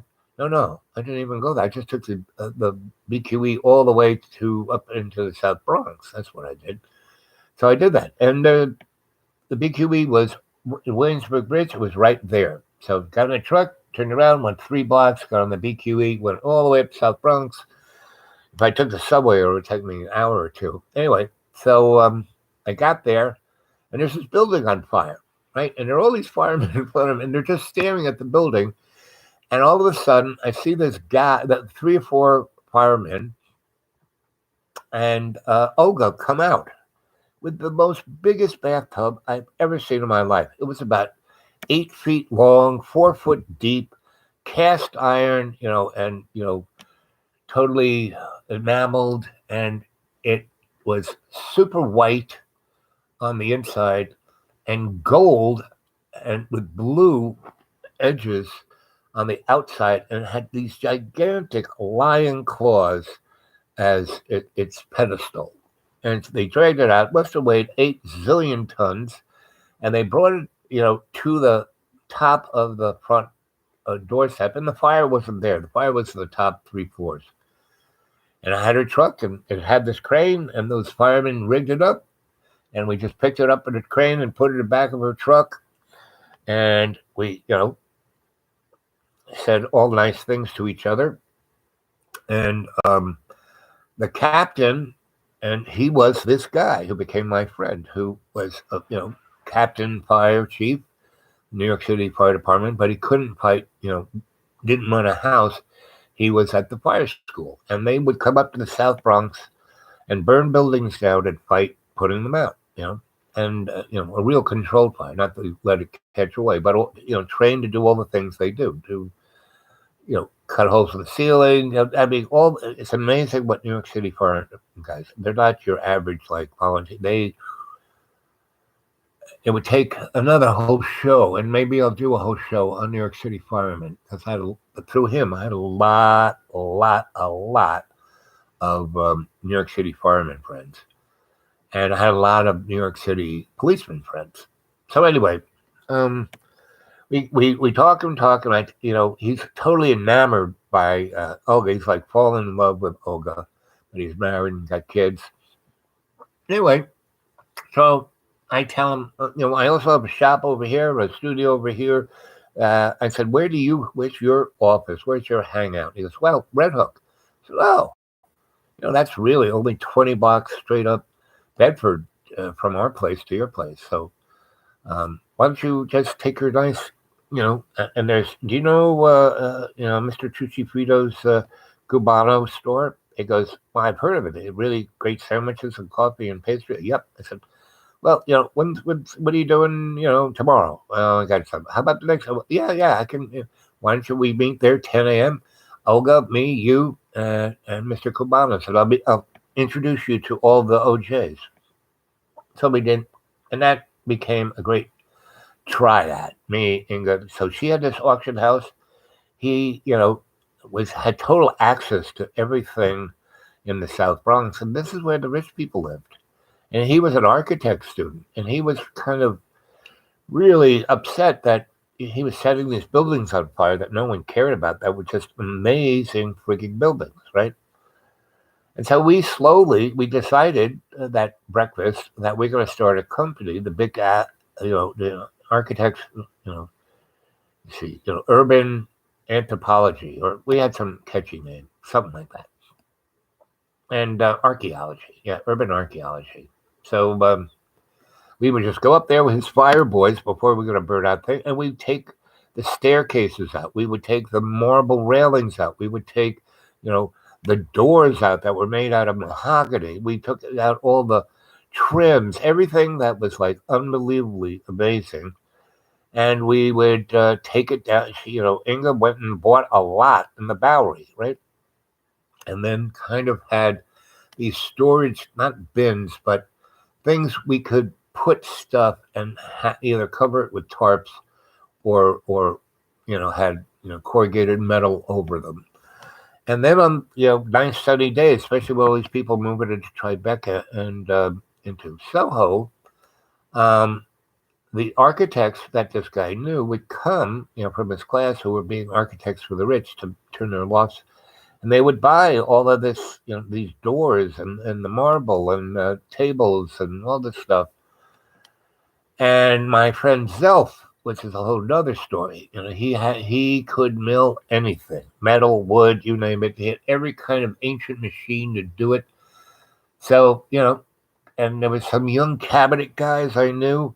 So we had this great little enterprise going on where we'd go up and get this stuff that's worth a fortune for nothing. And then, the architects would say, I want to do this, and we'll make a table out of this, or, cabinets out of that. And then we'd take it to Zelf's, and these cabinet guys would make it. And, for an expense of like, I don't know, let's say a whole kitchen, right? Materials, labor, everything installed, it would probably cost our little cadre maybe $1,200 for everything, gas, coal, you name it, every expense we had, plus kind of paying ourselves a bit of a expense salary, but we'd make $30,000 to $100,000 for a kitchen because it was so exquisite, made from materials that you just can't get anymore. And that in when was that? 78 to 1982. That was, so we were, and, the fire guy and Olga were really amazing. And the fire guy had a wife who worked at a bank. So she was an accountant. She was a certified accountant, business manager, knew all these rich people.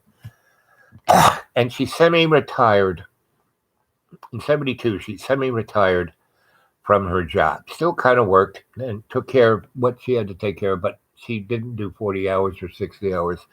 She was doing more like, 12 and to 20. And the rest she put in this business. So then by the second year, this thing was making millions of dollars.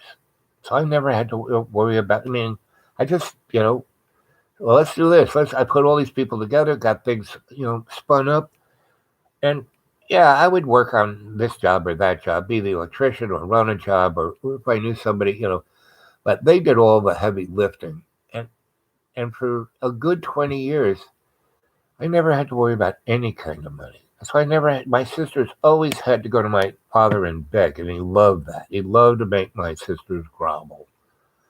And just for them to exist, had to, and my brothers, he made them suffer. Because he's paying them real well, could never get a job because neither of them finished college. And anyway, me, I had nothing to do with them. Never had to worry about money. Could do whatever the heck I wanted, right? And I didn't jack anybody because we were a cadre. We were a crew.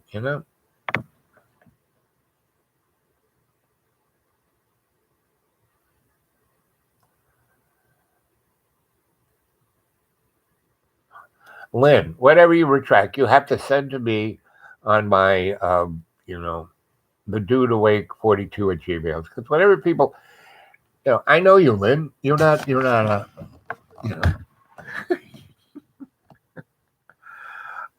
never mind. You guys think I don't read these things. You don't have a good track record around holy people. Well, not really. I don't have stay what it is. Well, first of all, John is a holy person, right? He's just the people's saint of truth. He's not a holy person because half of him, that here, that's not right. And the folks, meaning, I had a godfather who was a cardinal. He was a holy person, right? I had a Dutch uncle who was Thomas Merton. Thomas Merton became a Catholic theologian because of my mother, because she had this wild, crazy apartment that she had parties for rich people, and Thomas Merton was, in ne'er do well. And he loved my mother, but he was Methodist. He wanted to, everyone else was stripping my mom. And he was a good looking guy in a tuxedo all the time. And he went to these parties and wrote my mother poetry, which she loved, and sang her songs under her window, which she loved. But she goes, "Oh, Tommy, I can't date you. You're Methodist. I'm a Catholic." Like that mattered. I mean, that was my mom's excuse. What does Thomas Merton do? He goes to become a Catholic so he can date my mom. And in the process, he falls in love with Jesus and that whole, you know, sacred thing that the Catholic Church isn't.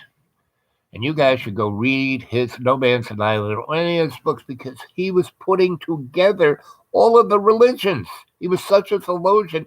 He was taking Buddhism and Vedic and every other religion known to the universe and bringing Jesus into it and writing new texts. He was like writing a New Testament. And the Catholic Church let him do it because in the 50s and early 60s, he was making $50 million a year for the Catholic Church by the sale of his books because he didn't take in that money.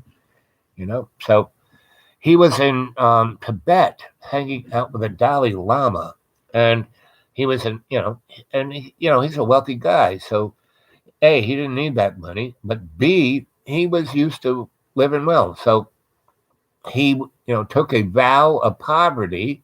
So he gave, but he still lived well. So he was in Tibet in one of the finest hotels, hanging. Spent a year there with the Dalai Lama and all these other monks, and learned their language and their secret, the codes of their books. And he was rewriting other books using their books, and that's when, and he was really super popular. And that is when the Catholic Church had him murdered by the CIA, because the Catholic Church and the CIA are pretty much one and the same. They are all Mr. Globaloney, right? They're all the Holy Roman Empire. They're all the pagan Roman Empire. They're all Babylon. It's all the same thing, right? So, and in this Tibetan, it's freaking cold in Tibet, it's 8 degrees outside. This would be the Bahamas for the winter of Tibet. So he's in this nice hotel. He's got his own bathtub. He's got hot water, and they don't have central heating, but they do have electricity. So they had these really kick-ass, 440 electric heaters, right? And they had these plugs. Plug it in. You turn it. You can't plug it in while it's on, so you plug it in, lock it, hit the switch, bingo, it's heating. And the cord is only about 2 feet, so it can't fall over from where it's plugged in. And you can use it in the bathroom, right? But the plug is by the door, so it's like the plug is 6 feet from any, from the seat, from the shower, for that. There's no way of, and it's, its stand is a wooden stand, so it kind of locks on to, the heater locks on the wooden stand.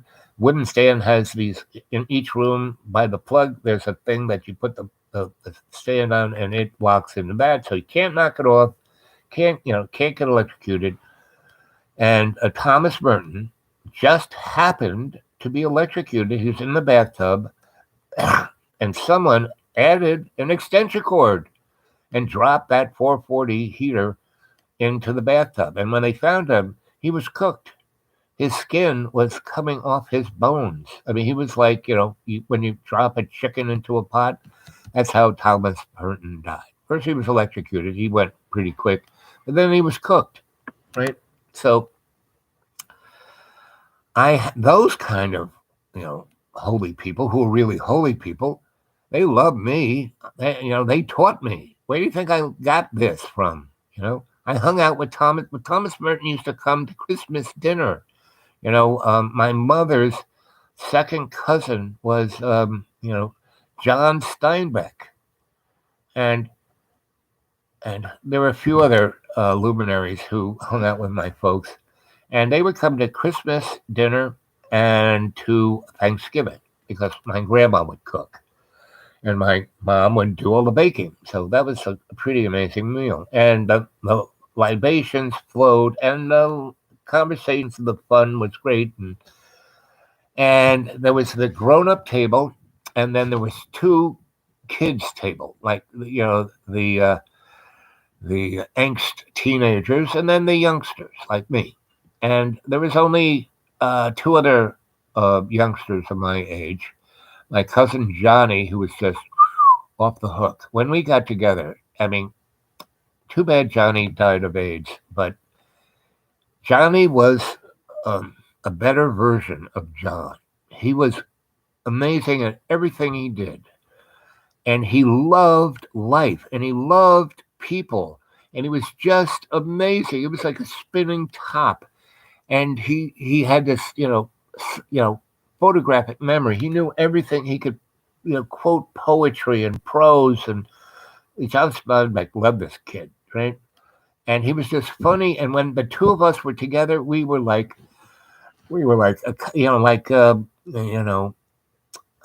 Dean Martin and Jerry Lewis. That's who we were like. And we would switch. Sometimes he'd be Dean Martin. Sometimes I'd be Jerry Lewis. And we would do sight gags. We would just make everyone laugh to the point where our parents just, but everybody else who didn't have it 24/7 just loved it. So Johnny, me, and my mother's niece sometimes. And she was really cute. She was our age and really cute and smart and quick, right? So, and really cute.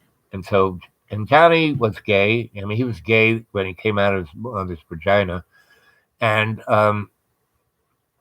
so she and I kind of sparked for all the years that we would, hang out. And it wasn't until we got older and not surrounded by our parents did we kind of like try the socks out, right? And it was fun. It was nice, but it wasn't as great as the 20 years of flirting. that was great. All that like pent up teenage, you know, and that was great. The flirting was the best. I learned how to flirt with her. She was I got my PhD in flirting with my cousin. And, John Steinbeck and Thomas Merton were watching us just laughing hysterically. And, they were both taking notes, and that's why I learned from both those guys. They talked about literature because I was reading lots of books. I was reading their books, and we talked about writing. And, John goes, "I'm a really good writer." Well, who taught you? Where'd you learn that? Not John Steinbeck or Thomas Merton or Joseph Campbell or, all the other people I hung out with. So, and this was normal for me. I didn't think I was anything. These were just my family's friends and my friends. And I never thought of myself as like, oh, I'm exceptional. I deserve this or I deserve, no, it was just that.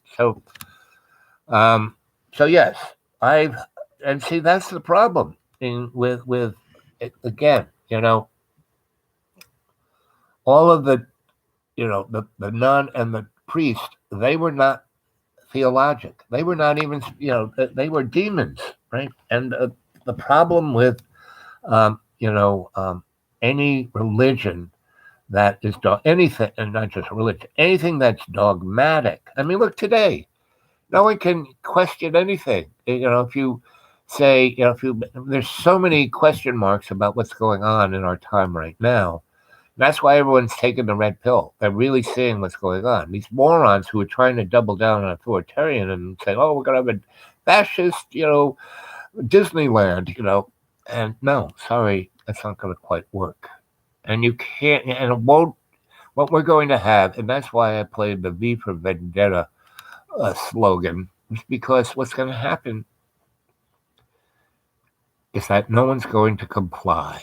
They're not going to get a gun and start civil war. They're just not going to comply. And if they say, well, you're not going to eat food, you're not going to eat money. Fine. It's like me. I eat what's in the forest, and I'm much healthier for it. That's why I've survived. Leaving John 2.5 years ago was the best thing I ever did for my health anyway. Because he goes, I'm a vegan. And he buys this super processed food that, the miracle burger, that's made from chopped up, it's not meat, it's plant-based, yeah, plant chopped up garbage bags that were made from oil, and the oil was made from rotting plants back in the Protein period, No, that's not plant-based food, even if they are using plants, they are, GMO'd, it's like, no. So that's what I'm a vegan, right? But he'll still eat whatever, right? Oh boy, that pork smells good. I'll have some of that. I thought you're a vegan. No, well, I am, but I'll have some of that.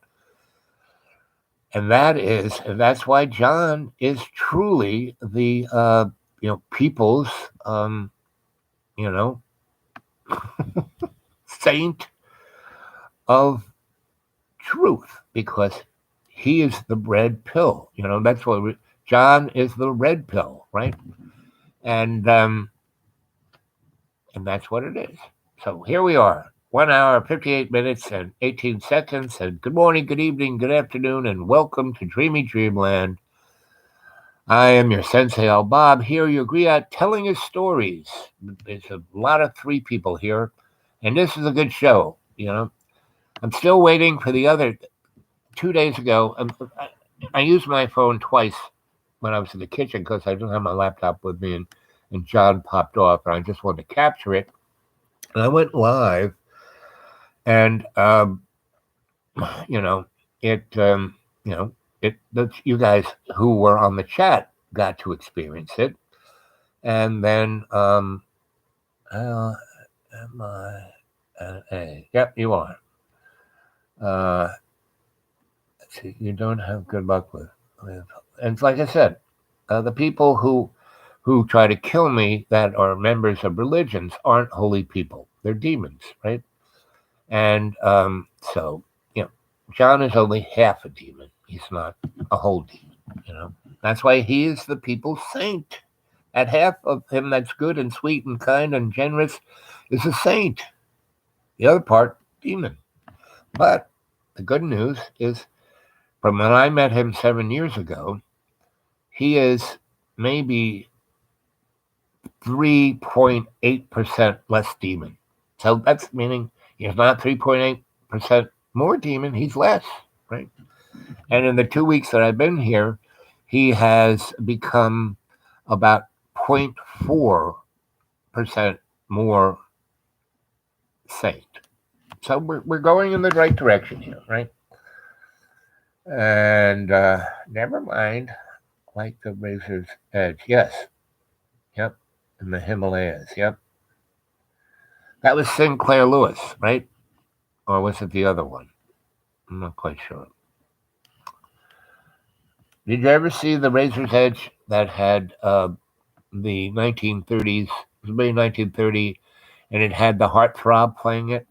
And the movie opens up with this guy who's known for all of these swab bob, all the girls swoon over him kind of thing. He actually acts as a geek, and a geek is a carnival term for a character who is kind of like John, a little more geeky than John. And geek, isn't what people think it's uncomfortable. No, geek is someone who is so, has had such a psychic break from reality. They will literally bite the head off of things, right? And the carnival people would give them a live chicken, and the geek would the head of the chicken right off the body and start chewing the head of the chicken while it's still going, ah! It'd be like doing that out of its mouth.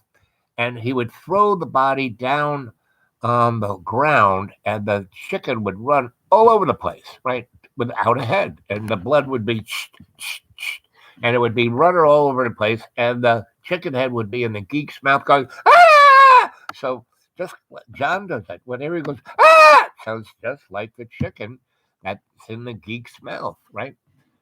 And so the geek would throw the body down amongst the crowd, and then the chicken would scream out of the geek's mouth, and that brought the attention of the crowd to go and pay 25 cents to go see the rest of the show. So that's a carnival geek.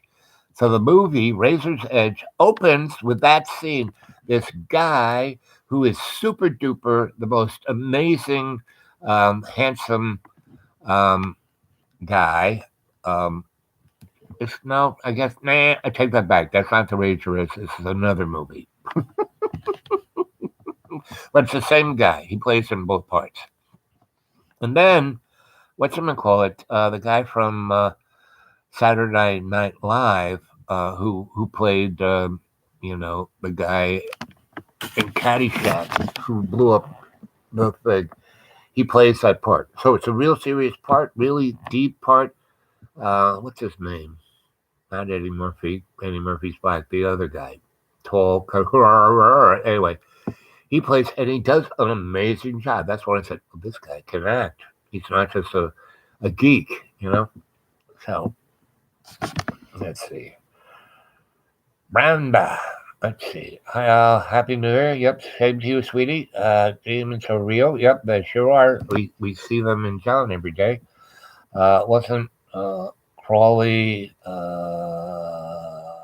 Center. Yep, Satan Center. Yep, that's pretty much it. Above and below. Yep. And he also worked at the Jet Propulsion Lab and the Rad Lab. That's why those places are satanic.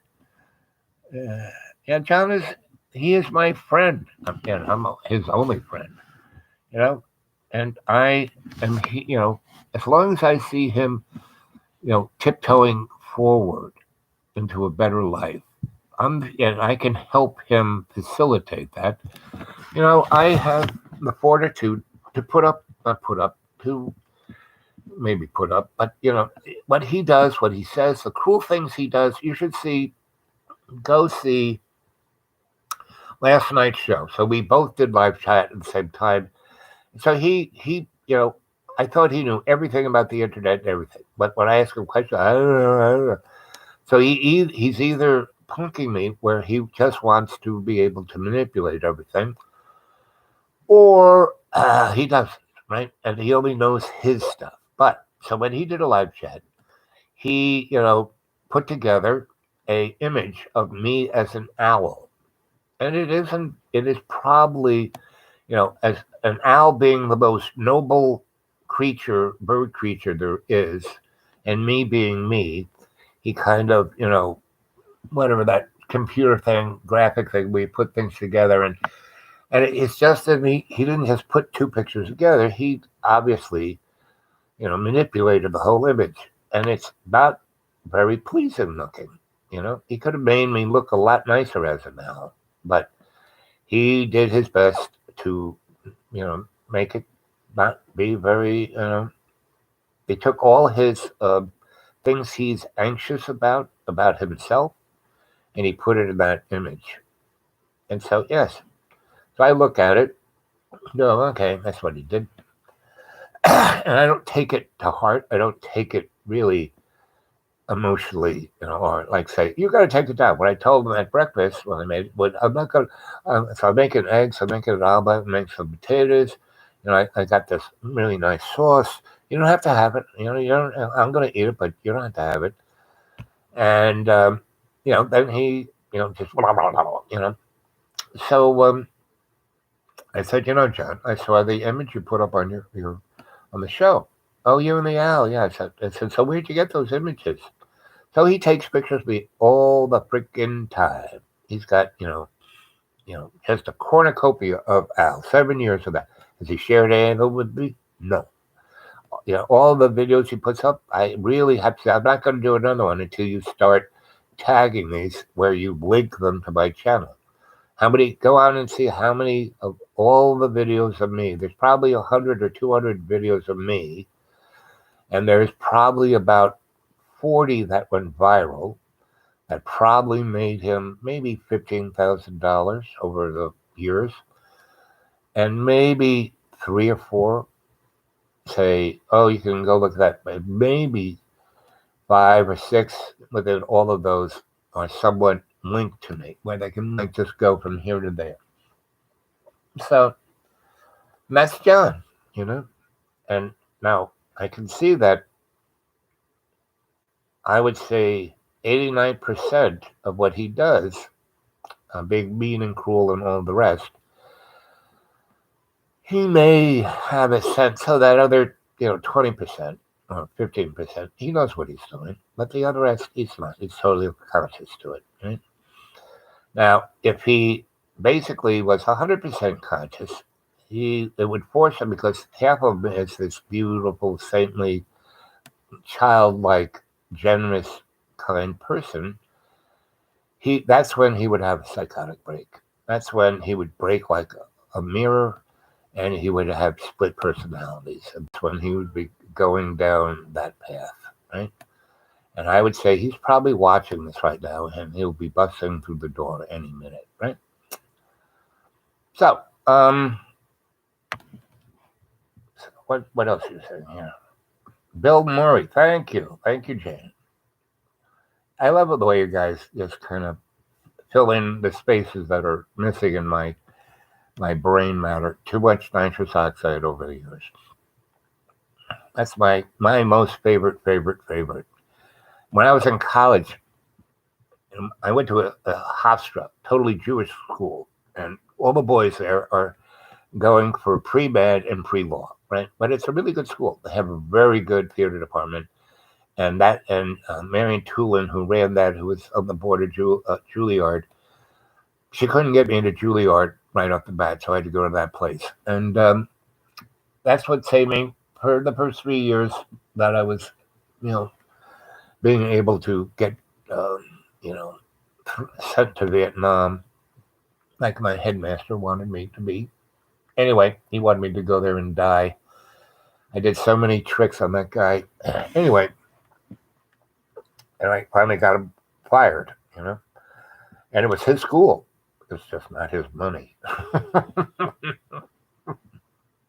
It's funny how that happens. I watched John's Christmas video. It was incredible. Wasn't that incredible? You know, and he picked the most again unbecoming picture he had of me. That video where I was 100 pounds heavier in that video than I am now. You know, the difference is 100 pounds, right, and plus. And I had lost already 100 pounds plus, you know, from when I died to then, you know, because it was about that was probably in 2016 or 17, right? And he bought the place in 2015, and I died 2014. So anyway, and so he showed that, right? And he said, "Oh, I'm sorry I put that up." And I said, "No, he's not sorry. He wouldn't put it up." And then he said to me, which was the most amazing thing he said to me in the last 2 weeks. He goes, "Well, you know, you're just so thin, and you're showing me up, and I wish I didn't do it because people can see how much weight you lost and blah blah blah." It went on like I did it on purpose, like I died because I was so fat, and then lost the weight because it like showed him up somehow. You know, and he keeps saying, "Oh, you're just so cool. You're always, you know." And then he screams at me and curses at me and says, "Really, things, you know." And he, you know, the other live shows, he came and said some of the most foul sexually. I mean, it definitely wasn't woke because he wasn't saying just foul things about me, but he was saying foul things about every other gender on the planet and species and race. And I'm not racist. I'm like Jesus. You know, it's like, good for that. Yeah, Thorn Power. Yeah, but I watch. Yeah, anyway, living with him, and yeah, like Virginia. That's where we are right now. This was my, you know, this was a school built by Ingrid George Solanovich. I bought it in like 2005. I had it till I sold it to John in 2015, right? And it's still the school. And the thing about school is, when I owned it, I didn't own it. It was the hill. It was a spiritual entity unto itself. No one could own it. I paid the taxes. I was on the deed, but I didn't own it because it was a spiritual thing. And because I had respect for it, I you know, instead of like painting paintings of the fort, which are still cool, you know, I unearthed the sacred trail, right? And I built, you know, I unearthed all of the spiritual points. There's 7 spiritual points on this, and my dog found them, right? I just cleaned them up, like, you know. And that's where, once I realized that what this place was. Oh, and again, Jane says, Tyrone Powers. That's great on you, girl. So he was in both those movies, Razor's Edge and this other one where he actually bites a living chicken's head off, throws it on the ground, and I don't know what that movie's called, but you guys should go see that one. It's like, oh, and that's kind of like what I lived through. This is like the Tyrone Power movie, and John just isn't quite as handsome as Tyrone Power. Now I used to be, and I kind of had the charm of Tyrone Power, but you know, but maybe if we keep trying, John will get to like Bill Murray, and you know he's kind of cute. I love you, Mom. I'm happy to see you alive. It's a miracle, you know. So, Eric Crone is such a legendary story, right? And John basically covets it and keeps it covered up, right? But it doesn't matter because it's not even my story. It's, you know, it's your story. You know, the old crone lives in you guys, right? And let's see, I gave you my phone number years ago. Always please contact me. You know, Brando, what you need to do is I get so much email to find something years ago, and come on, I got rid of the Rolodex in my head, right? Because I have all of this non-linear information in my head. It's shamanic. That's what's in my brain. Shamanic energy, not linear mud puppet, useless crap, right? So,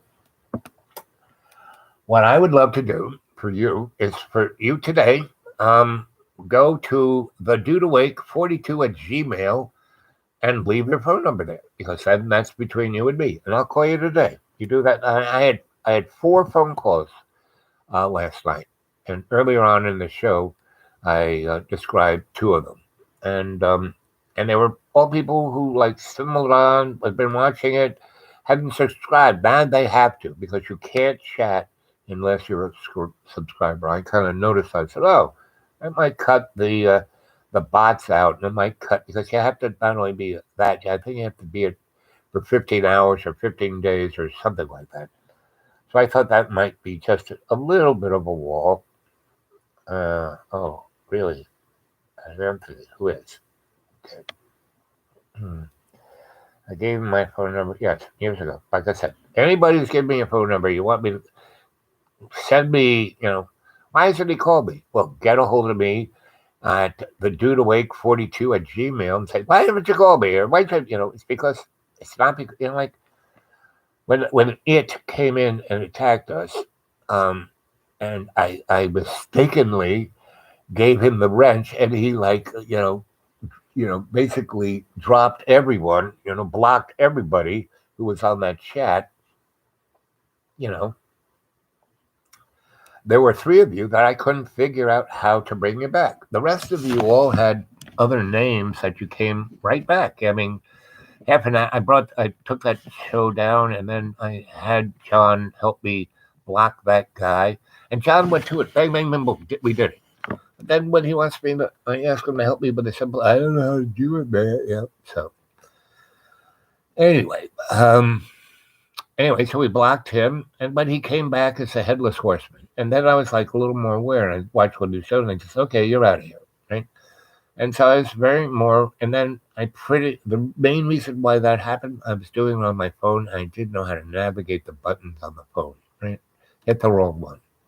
So I'm a moron, I do stuff like I don't understand. This isn't my world, I'm living, I'm a multi-dimensional, we all are dimensional creatures.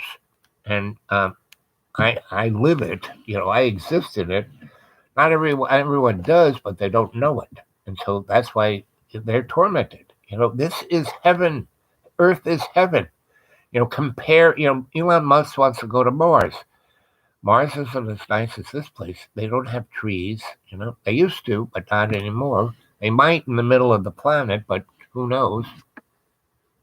And the other interesting thing is that virtually all the planets in the solar system are inhabited.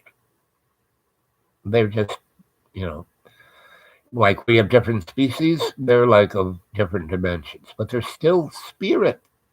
They have the same spirit we do. They just, our bodies is just a mud puppet, right? Our soul is just a freaking server. It has nothing to do with any spiritually. That's what they call it, spirituality. They don't call it soulality. They call it spirituality because the only thing that truly lives in love's co-creation is spirit. Because that spirit that we are is also the burning bush, the work in progress. That's what we are. We are a work in progress. We're not heading for, if I say enough prayers, if I say, save me, Jesus, enough times, I'll go to heaven. Sorry, you're already in heaven or hell right now. My life sucks. I just want to kill myself. Well, good luck with that. Because there's this little thing called karma and dharma. And if you do that, when you come back, which you will, it'll be way worse. That's kind of how it works because this is just a learning tool. This isn't it. Heaven isn't it. There is no it. There is no materialism. This is an illusion. So that's why Marxism was invented by capitalists who paid for Marx and Engels to be in England for 5 years writing the treatise on, the class structure. They wanted to control the opposition. So that's why we got communism. It's the worst business plan known to man. Social democracy, not so bad. But as Marx said, it's like an in between. So enough of that. Let's see. What do you guys say? I love you and everyone. Please support Bob. Yes. Anybody wants to throw something in PayPal, I could really use it because I'm just here on a wing and a prayer. Have no money. Right now it's nice. It's warm. I took the smallest room in this place that has only one window that I can put a blanket over. That's why it's dark. See, can you kind of see the little blueness? And I have a little electric heater that probably, is costing the electric bill here 25 cents to $1 a day. It depends. I don't keep it on. I walk out of here, I turn it off. I'm not here, I keep it off. John has kept every heater and every stove, everything on full blast, and the house is still only 40 degrees. If he'd let me just start a fire, help me, because I can't take. He's got a big pile of logs outside. Or to say that if we lose electricity, there's a big pile of logs upstairs. I've showed him 100 times how to start a fire. He can't do it. You know, it just kind of starts and then it smokes, right? So, but downstairs, the way the wood stove is set up, you start it up, you get it cooking. It is a volcano, and then you close it up and damp it down, and it has chambers inside that blow the hot air out into the room. And he's got this super duper amazing space age chimney that goes a big exhaust pipe from the wood stove and goes up the chimney, and none of the heat is sucked up the chimney, and that pipe irradiates heat out into the chimney, which is the building. And after about 3 hours, it heats all of the whole building's made out of stone and concrete. It takes 2 hours for it to heat that all up, and that heats the whole building. And once you get it at that point, it takes a log or two an hour to keep the whole 7,000 square feet at about 70 degrees. And it never dies. It's such a great wood stove, and it's so sealed that all the heat radiates into that concrete and stuff. And he never, I can't carry the wood down. And so there's this box. So I stay at the top and I bounce it off the couch and it goes and he was screaming at, oh, you're making a terrible mess. Oh, it's overslapping. Ah, when I came here, he had all the groceries on the floor rotting.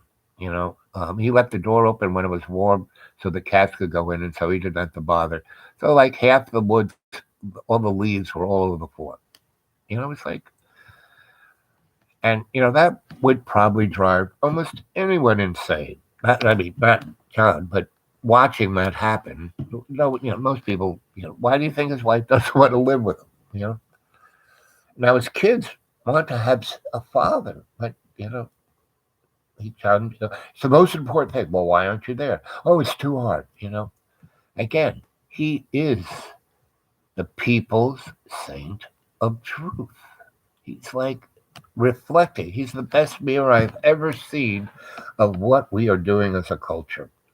It's right there. You can't, other things you can like stick your head in, but like I said, it's like watching a train wreck. But we're on the train.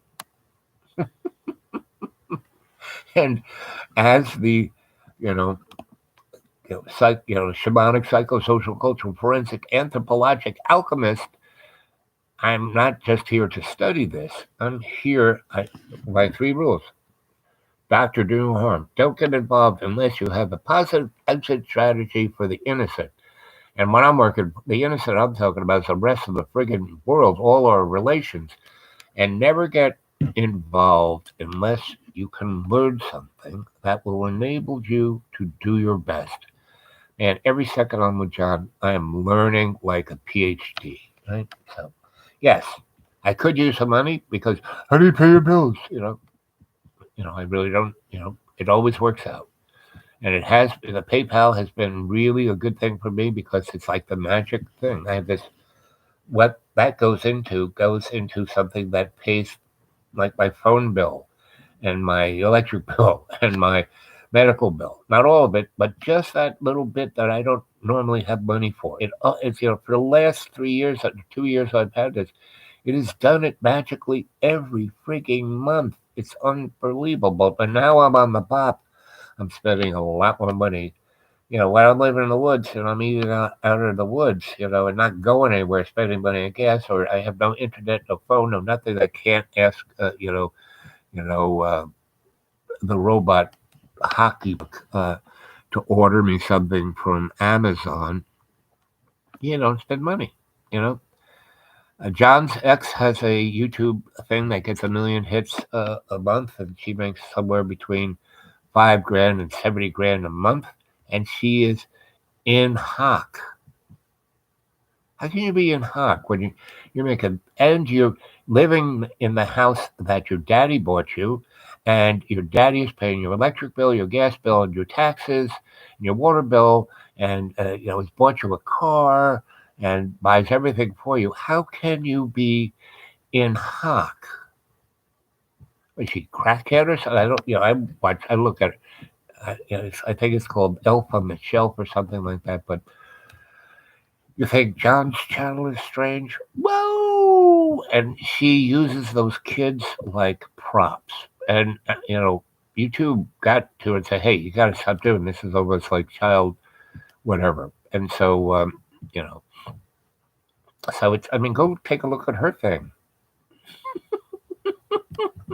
Then look at her kids. They all have their own.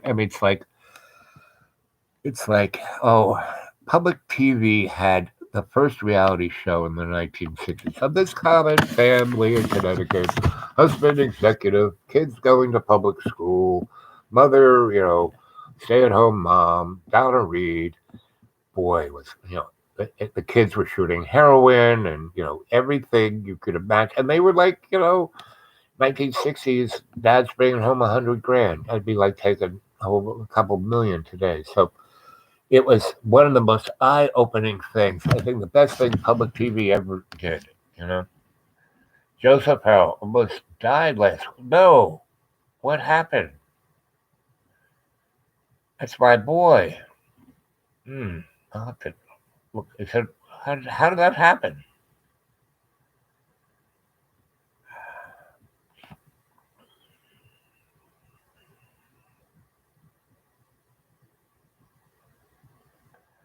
Yeah, no kidding. And I was given a loft. Oh, what was it called? It was on. No, it was called Westbeth. That's what it was called. It was on the west side. It was on a phone building, and they had about 100 lofts, and all of the notable intelligentsia, authors and people, and a lot of people who were instrumental in spinning up the Soho, Rebecca, Boho, the alternative art scene in New York in the 60s, 70s, and 80s and 90s. Got a loft there. So I got a loft. And somebody said, oh, you got to call this lady in New York. She's got a loft for you. I said, what? I came back from Byron and said, what? Oh, yeah. I had no place to live. I called her up. She said, oh, yes. Come to my office. Came. She told me, we really want to honor you. So we're giving you, it was a great loft. It was an amazing loft. And I could have it today still. But the lady, about less than a year, I met this third wife of mine. We wasn't like my first wife or my second wife, but she and I were really connected. And she was a Ford model, and she was on the cover of the Sports Illustrated, swimsuit issue more than any other woman. I think 8 times. Right? This woman was like, oh. And she came from Switzerland. Her father was a Swiss banker, so she had super money. And she went to all the finest schools in the world. And she was not only a concert musician, she was schooled to be a concert conductor and composer. So she was, first piano, first violin, second oboe, but she could play every instrument up, and up to, the first, second, and third, right? And she was at Juilliard, then she played at Lincoln Center, and then someone said, "Boy, you're really gorgeous. Here's my card. I'm at Ford." And then she was making like, when I knew her in the late 70s, early 80s, uh, no, the early 80s. I was, you know, divorced from Don, and I had met my second wife. And so we were together, and we were like unbelievable. Everyone saw us together. They were like, it's like we were an energy force when we were together. And she was a great artist. She was a painter too. So everyone in Westbeth who were old folk, we were the youngest. I was the youngest guy to get one of those things. Anyway, long story short, the story's like 5 hours long, and I've done it like about 5 or 6 shows back.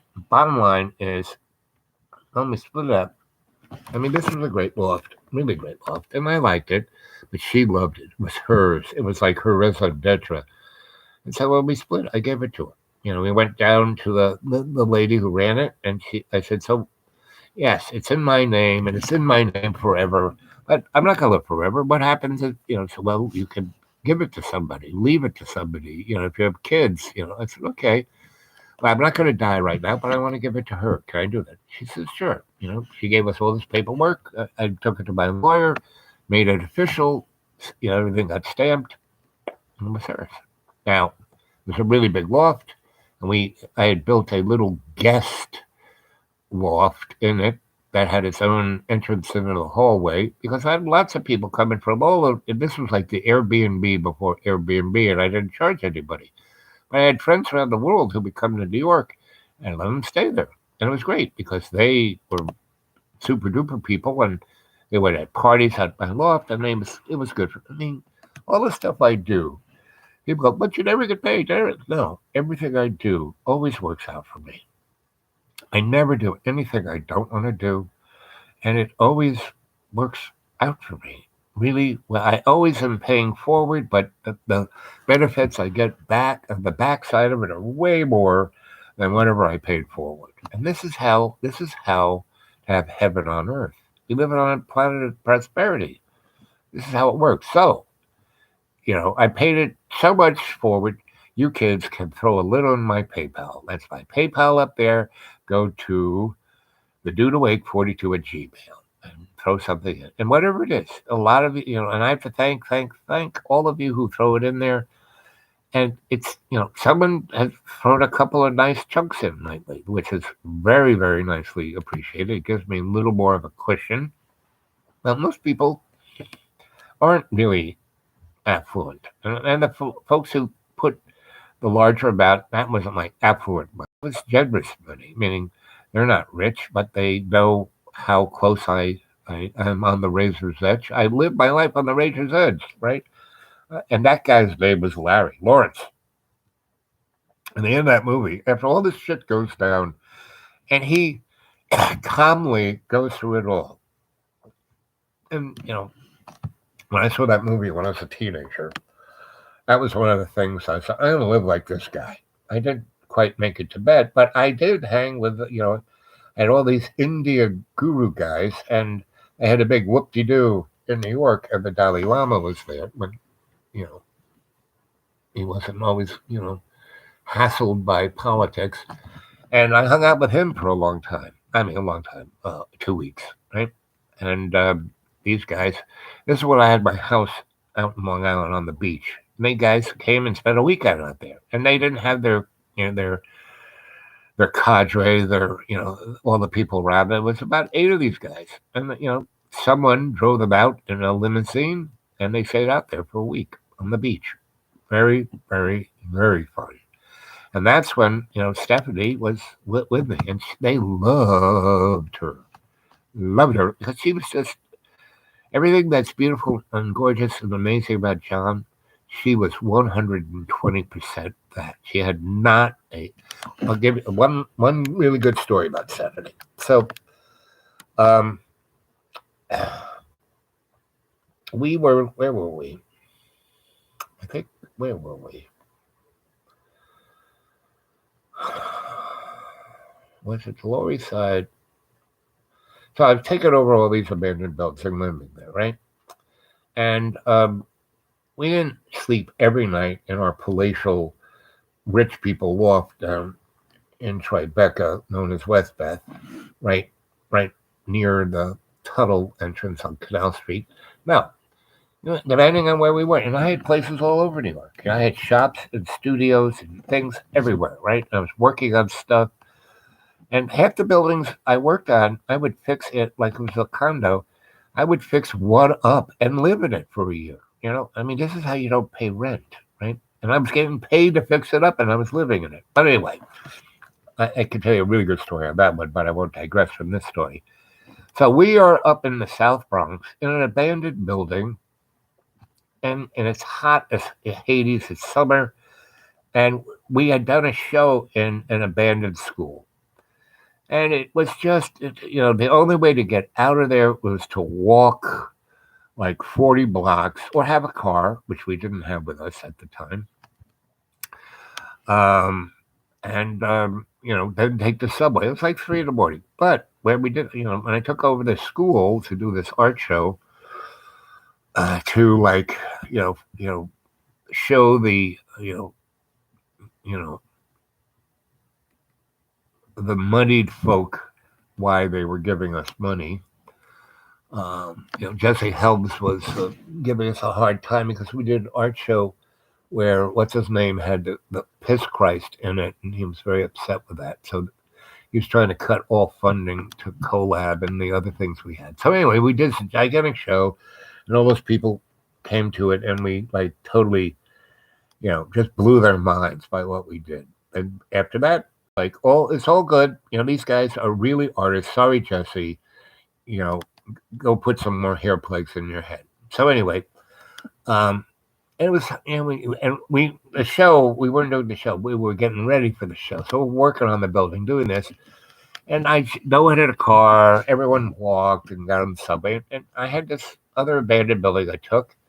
And there was one apartment in it. It was a pretty fancy building back in the day. So this one apartment was like the rich people just left yesterday. And it had this mahogany bed. It was everything. Nothing was water damaged. Nothing had insects, no rats, no nothing. It was amazing, beautiful. It had a view right down the Hudson because, South Bronx is where the rich people was up in the air here. So anyway, so we're in this place. And,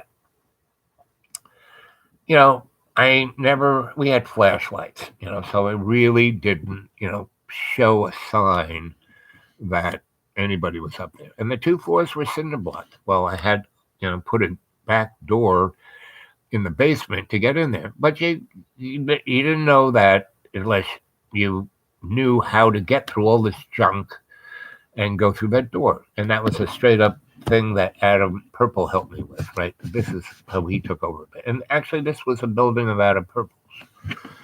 And again, you want to know about him? It's a show back there, right? And you go, well, you don't put any real names, and I can't tell what it is. It's so hard to watch the channel.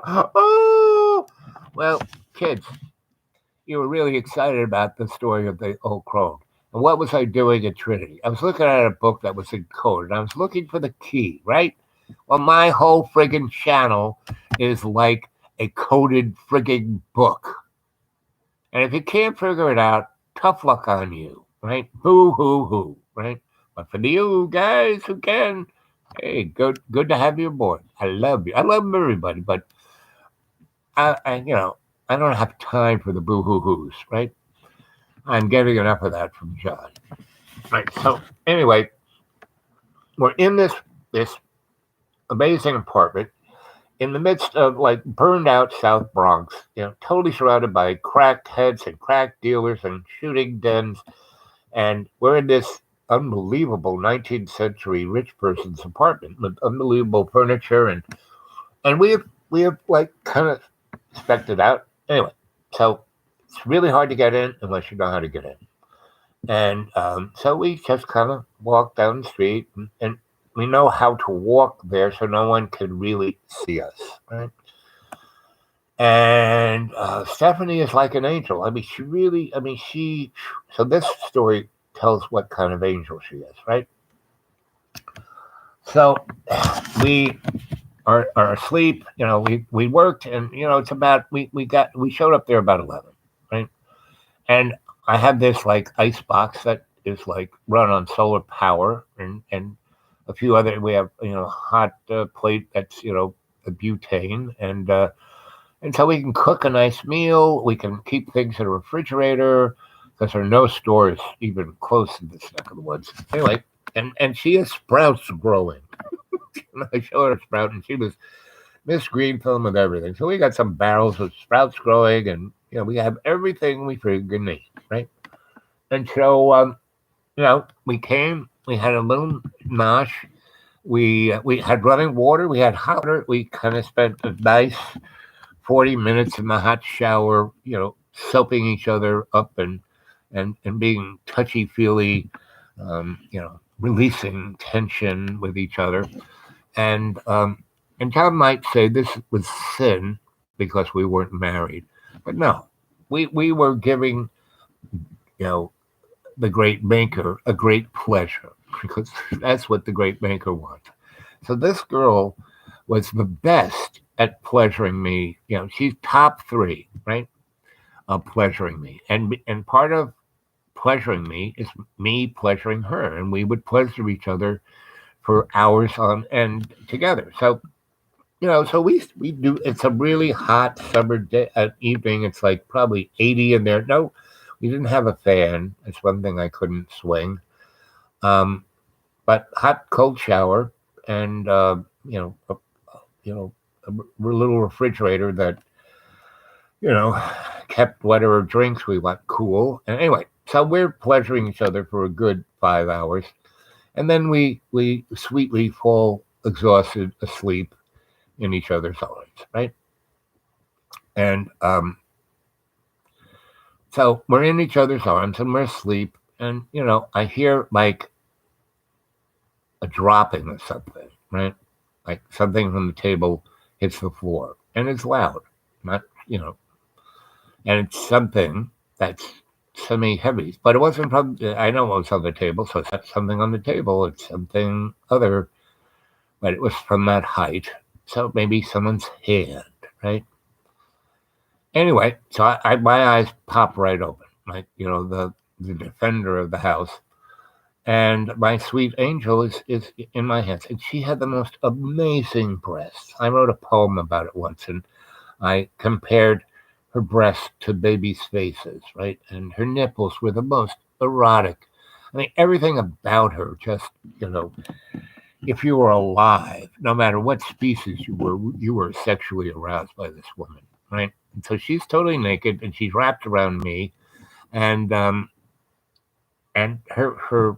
we only have one sheet, a nice linen sheet, and it's between her legs and wrapped around me, and everything else is showing, and her hoo-hoo is like winking out, but her butt, the beautiful, amazing butt, was like facing wherever that noise came from, and she was twisted, so her breasts were like just jutting up like a beautiful mountain, and she has the most angelic face, and it's like nuzzled into my neck, and I don't even move. I just kind of open my eyes, and my little radar eyeball is like looking all around, and it's like this eye is like that eye that's the teacher in Harry Potter who had a patch, and when he took it out, it would do strength. That's this eye.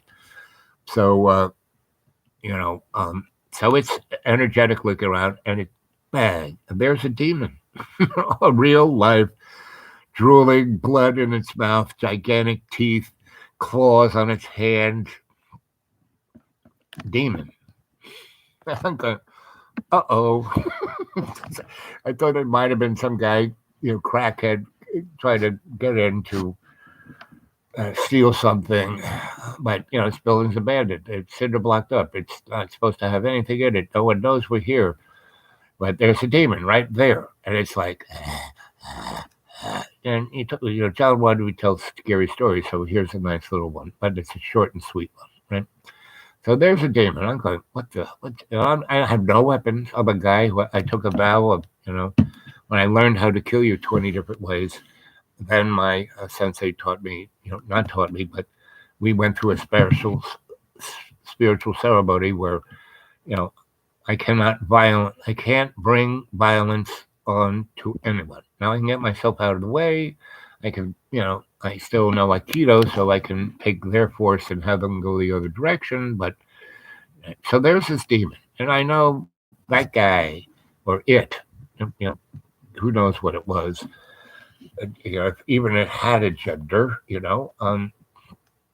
there's no Aikidoing this or doing my little Jedi mind tricks. I tried, I do all of that. It's like a jet fighter that has sensors but doesn't turn on the radar yet, doesn't light something. So I wasn't lighting this thing up yet. I was just trying to take all my sensory array and try to figure out what's going to go on. So I very gingerly unfurl myself from my angel, and I take the blanket and basically cover, hoping that this entity was not going to, like the linen blanket, if I cover her up completely, would hide her, right?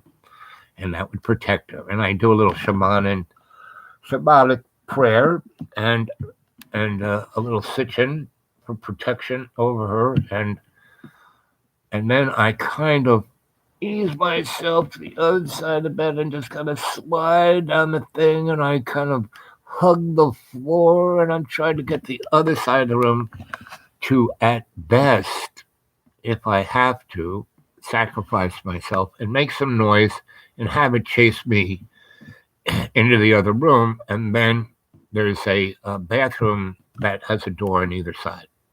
So, and it locks from the other side. So I could go in that bathroom, and if it was like most demons, they move slow.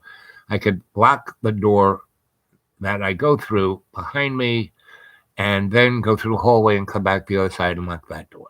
Hopefully, that was my plan. Because there was no me gonna do anything to like hit it with something or try to hurt it, or best I could do, get its attention, get it chase me, bring it in that bathroom, and it had big, it had big masonry walls all around. It's not like sheetrock that this was blow through, and I could get her, and we could run out of there, right? So that was what was formulating in my head. But I am like being stealthy, and I'm sliding across the bed, across the floor, keeping furniture between me, and all of a sudden I hear her voice going, "It's all right.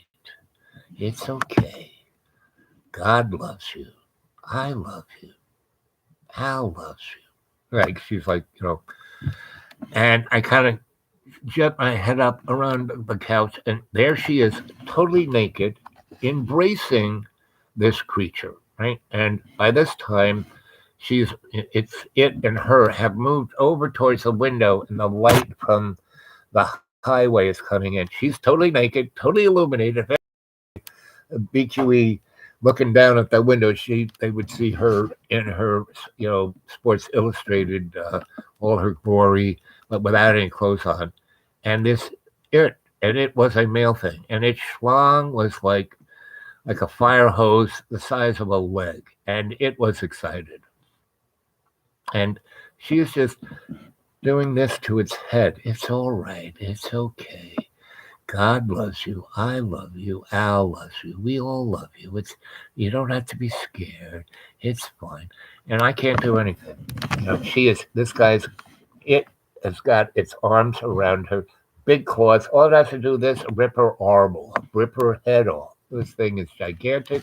Muscles. If that picture I showed you, a werewolf, and somebody asked you ever seen this was it, but worse. Because not only was it a werewolf, it was a demon, right? Anyways, he's doing this. And that's when I start really saying the Lord's Prayer to myself.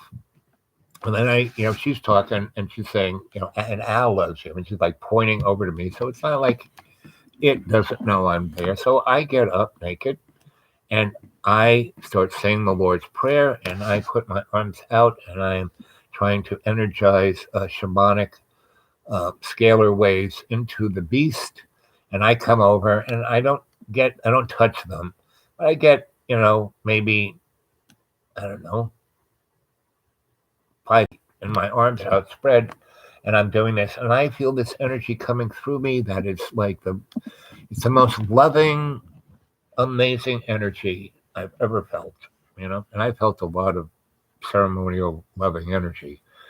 And I looked down and I got a gigantic erection, and now the creature has, this 4-foot erection, and she's still holding, her breasts are on its chest, and she's, and her hoo-hoo is like rubbing against that neighborhood of his anatomy, and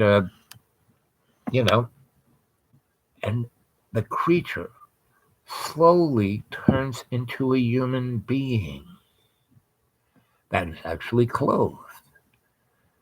And the creature that is now a human being is start crying, and there's no longer a 6-foot erection, but I still got one, and the creature starts weeping, and at this time I put my hand on his shoulder and hand on her shoulder, and this amazing shock goes through us, and he's bawling now, and we sit him down and get him something to drink, and I told her to go get dressed, and then she comes over, and I'm like got my hand on his shoulder, and then she puts her hand on his shoulder, and I go get dressed, and I get a little cheese, and more water, and I make a pot of tea, some chamomile, peppermint, and some other things that calming tea, right? Super calming tea. Like a big pot, I start giving him cups of tea, and he's drinking it like knocking it back, right? And then he goes, "Oh, thank you so much, you two. Thank you. I've been in a dream. I've been in a nightmare for I don't know how long. I just, it's, and then he sees himself in the mirror. He goes, oh my God." And we say, what? He goes, well, when the dream started, I was a teenager. And he was like a guy of maybe 50. Right? And he goes, I've done so many bad things. And she goes, you're forgiven because you were that creature. You weren't the man you are today. And if you can walk out that door, and I said, well, in actuality, we're going to have to go out with you because you never get out of here without us showing you. And then I said, listen, we're going to go out. The sun is coming up. And what we're going to do is we're going to go out here, and we're going to show you how to get out. We're going to show you the secret way in. We're going to show you the secret way to the secret way in. And this place is yours. There's furniture, there's food, there's linen, there's a lot of, you can live here comfortably. And if you and here's $50, here's $5 $10 bills, and use this to whatever you need to get yourself back into a life. And God has given you a second chance. And you've been taken from hell on earth. You were a demon. You don't have to be a demon anymore. So, we show them out. We show them the secret way in, the secret way to the secret way. And what we do is the three of us walk all the way down to where the subway is. And there's, like a grill that, a 24-hour, get anything. We go in there. We have breakfast. I buy them breakfast. And she slips him a couple $100 bills. And I go, you know what? I knew the guy at the grill. And I said, this ain't a good idea. So I take those $300 bills and I say, you got, 310s and 20s? He said, sure. He goes, I'm back. He takes the Benjamins. He breaks it. I give him that. I said, so here we go. And I said, oh, by the way, how about taking 2 of these 20s and give us some 5s? So he did. So now he has a very spendable wad of money that won't really get anyone's attention. And I said, keep most of this, in the apartment. Just never come out of the house with more than $40 in 10s and 20s and 5s.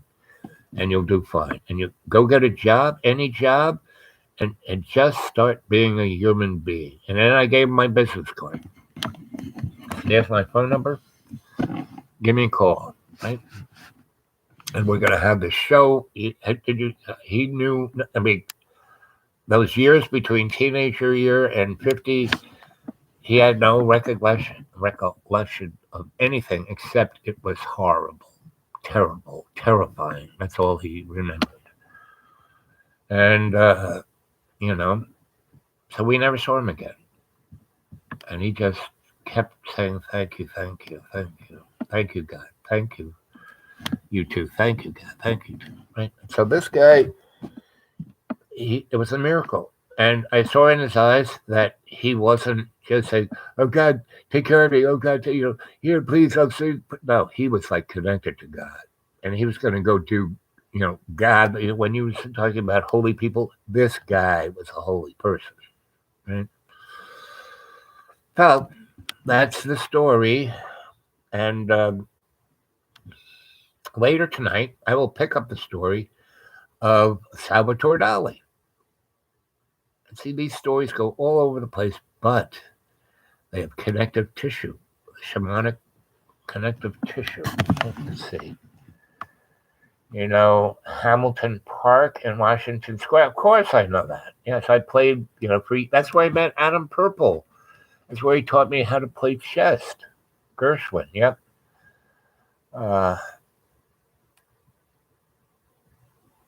Yep. The rapid paddock man. Why should I have more to give, to do?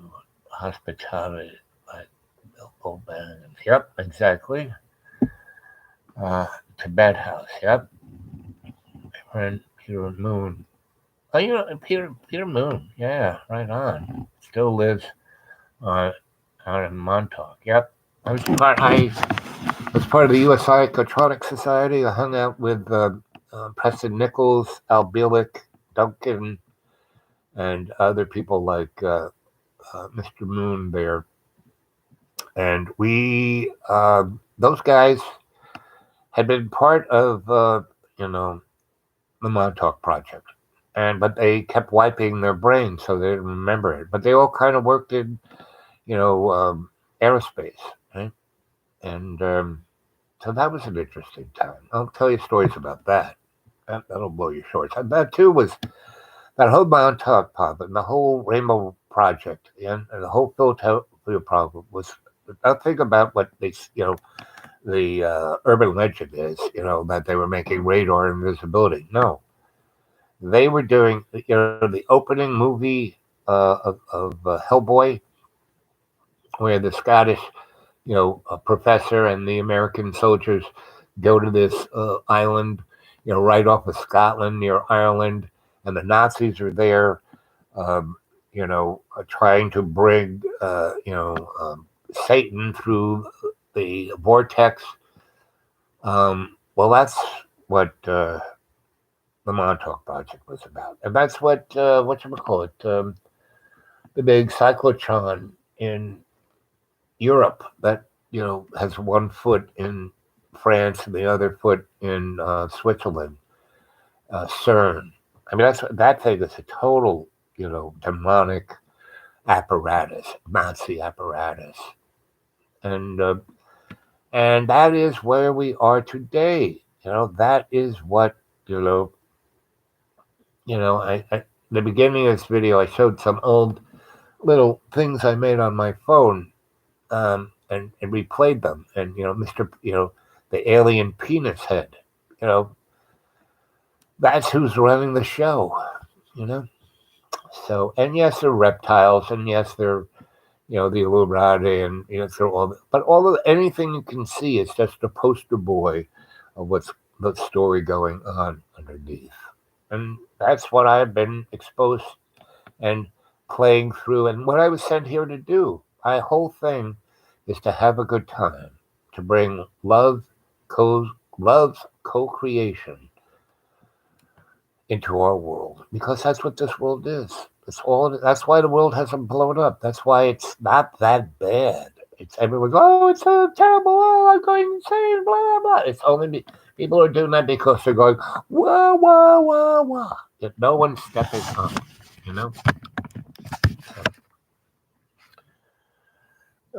Kiki's back. Good to see you, Kiki.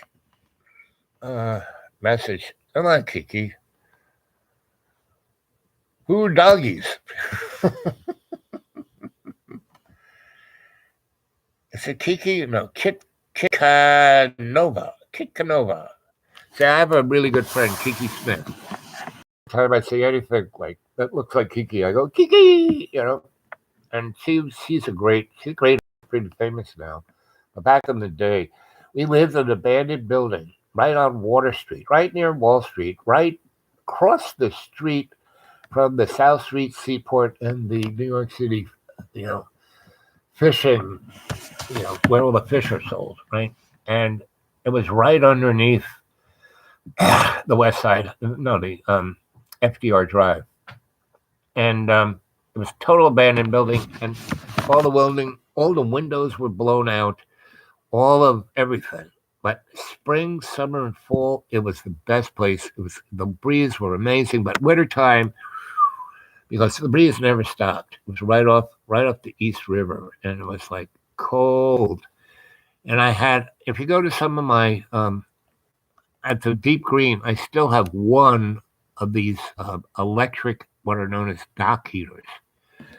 And they're like 4,000 watts, and they have these quartz lamps in them. And they're very bright, but 90% of the energy is turned into infrared. And it's the same kind of thing. In restaurants, those heaters that keep your meal warm in the little shelf there, these are like that, but kick-ass. So they be 10 to 20 above you, and it can be 90 degrees below zero, and your skin will be 80 like you're in Florida.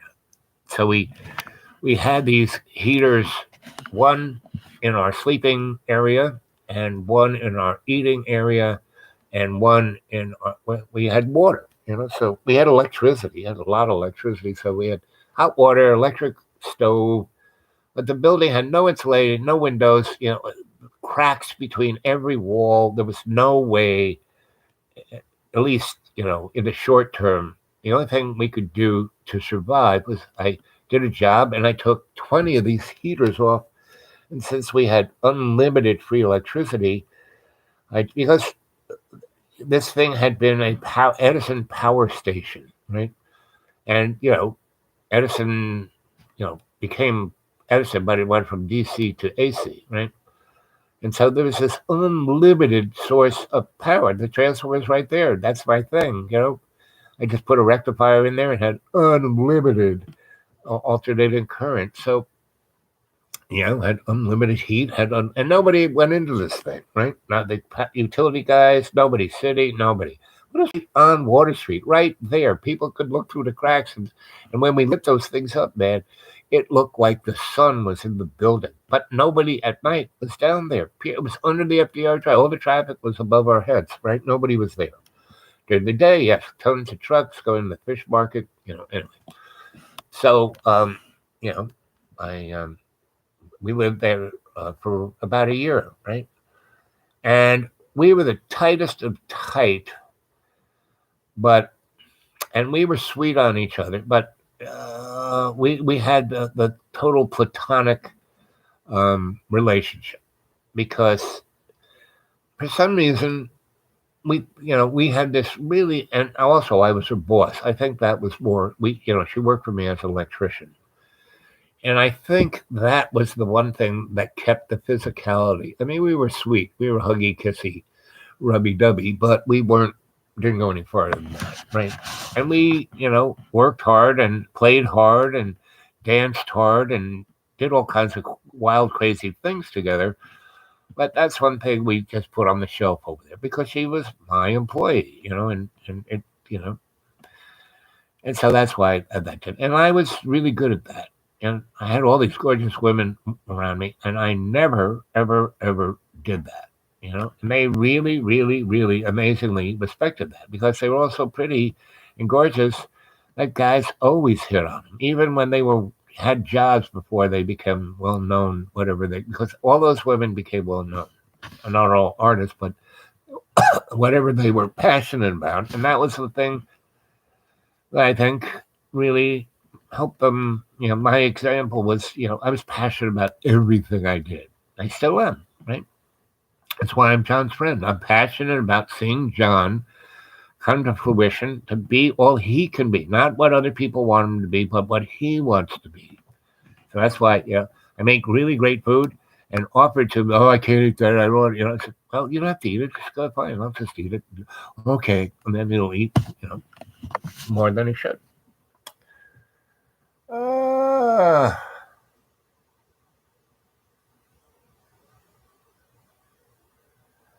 Who was your Juilliard buddy again? I don't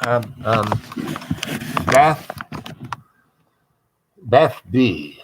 And she was later became the whatchamacallit, the couple of the B's that had the kitchen in Soho, which is really, other than the Living Theater, that kicked off the real alternative art space scene. Because I had this great loft right in the middle of Soho, really high things. That gave birth to Franklin Furnace, the Knitting Factory, PS1, PS 127, and a bunch of others that skipped my mind. But those are the ones I was, So Beth, she was an amazing dancer. She was a Juilliard dancer, and she hooked up with me. But again, it was this, because I was always leaving, and she liked that. She liked being, she was whatever she was doing, she was amazingly intense about it. Right, so that's why she was a great dancer, great artist, great everything she did. So when we were together, it was amazing passion about everything we did, and it just happened every time we hooked, we're doing stuff together. I didn't have a girlfriend. She didn't have a boyfriend. So we were like amazing comrades with benefits. And so that was, but I had others, buddies. I had, the person who was my mentor there was, Marilyn. No, what was like, and I said her name early. Things can skip through my mind. It's like I stutter, but I kind of control it, and that's my memory. When I had the stuttering thing, I forget who I'm thinking of, right? Marilyn Tulin, that was it. She was on the board of Lincoln Center. She ran the Vivian Beaumont Theater, and she was director of the Hops, whatever you want to call it. She was head of the Hofstra University Theater Department. So, and then I had another friend who was a design major like me, and I had another really good friend, because, Juilliard was a lot like Cooper Union, meaning you kind of had to set. I mean, I was a design major. That was what I was doing. Lighting and sets and theater buildings but I took a dance with Karloff. He's Oklahoma. What else? West Side Story. Guys and Dolls. He was the I don't know if he was the choreographer, but he was the director of the music art. Everything that was the dancing, the music, the everything. He's a guy who pulled it all together. He was like Lester Polikoff. He was a designer, set designer, but he was everything. I mean, he did Cat on a Hot Tin Roof.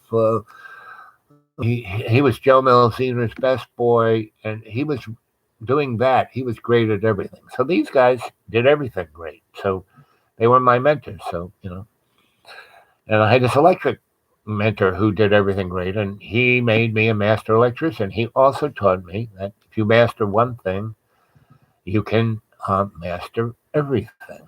And he said, the only way you can do that, this is where I got into being your best. Because everything you do, you have to do your best. That's how you master it. You don't just, slide it off. You just don't, oh, this is good enough. Nothing is good enough. It has to be your best. And that's how you master things. And if you do that on one thing, you can do it for everything. I saw the Dixieland band there a few years back. They don't make hangouts like that anymore. Yes, they don't. And but the thing about that, nothing is like it used to be. New York, one of the greatest things about New York, and that's why I'm not there anymore, is that for the 40 years that it was my town, I wasn't there the whole time because I didn't want to do the same thing over and over and over and over again because then I get bored of it. So I would do something, make a nice chunk of change, and then go somewhere else. I'd go to Ireland, I'd go to England, I'd go to Sweden, where I could travel the friggin' world everywhere. And when I would go certain places, even when I was on the Swedish Nickel, and you had an airplane ride there, you had the hotel room, you had the trips, you had the guides, all of that, and then you came back with your group. And if you didn't get on the airplane, well, see you later, Charlie. So there were a lot of places, like when I went to Greece. We went to Greece, went to Athens. We saw the stuff in Athens. And then we went to Delphi. And it called to me so intensely. That is really what Greece is. Everything, the great part of Greece, you got to go to Delphi. And, tourists go up there. It's this little town. It's got some hotels. They show you where they had the Olympics. And it's just a piece of grass. They have this other places where the plays were. It's just a hill. They have, but if you go there and meditate and go into state, it energetically is so freaking amazing. It's like the Oracle of Delphi. It's like it's still there. I used to sleep on top of it. And that was the thing that really got me to this place where I can go into state like just with the blink of an eye. And that's why I can bring you guys there. I don't have to go through some big whoop-de-doo. And I do, all the time. And that's why a lot of you come and watch this all the time, because you have this sense of, what's going on with me, right? You all have that. Some guys, Anyway, and that's why there aren't, this thing, it is being kept down by somebody on the algorithm side, but the other side is the rest of the folk aren't used, would not understand this. It'd be more, sketched out than watching John's channel, right? It's actually John's channel they can identify with, not for more than 5 minutes, but they got to get up again. Hold on, kids. Oh man. See, this is what happens. If I stay in one place too long, I fucking rust. And if my legs go in the wrong direction, and I'm at a place where I could fall down. So I gotta get up. Well, I'm not getting up.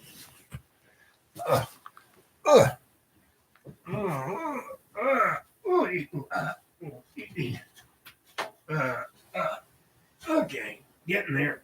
Almost. Okay. Didn't break me, and I didn't break anything. So I'll just be in the shadows. Okay, I'm sitting up. My legs are flat. Okay. 3 hours, 33 minutes, and 38 seconds.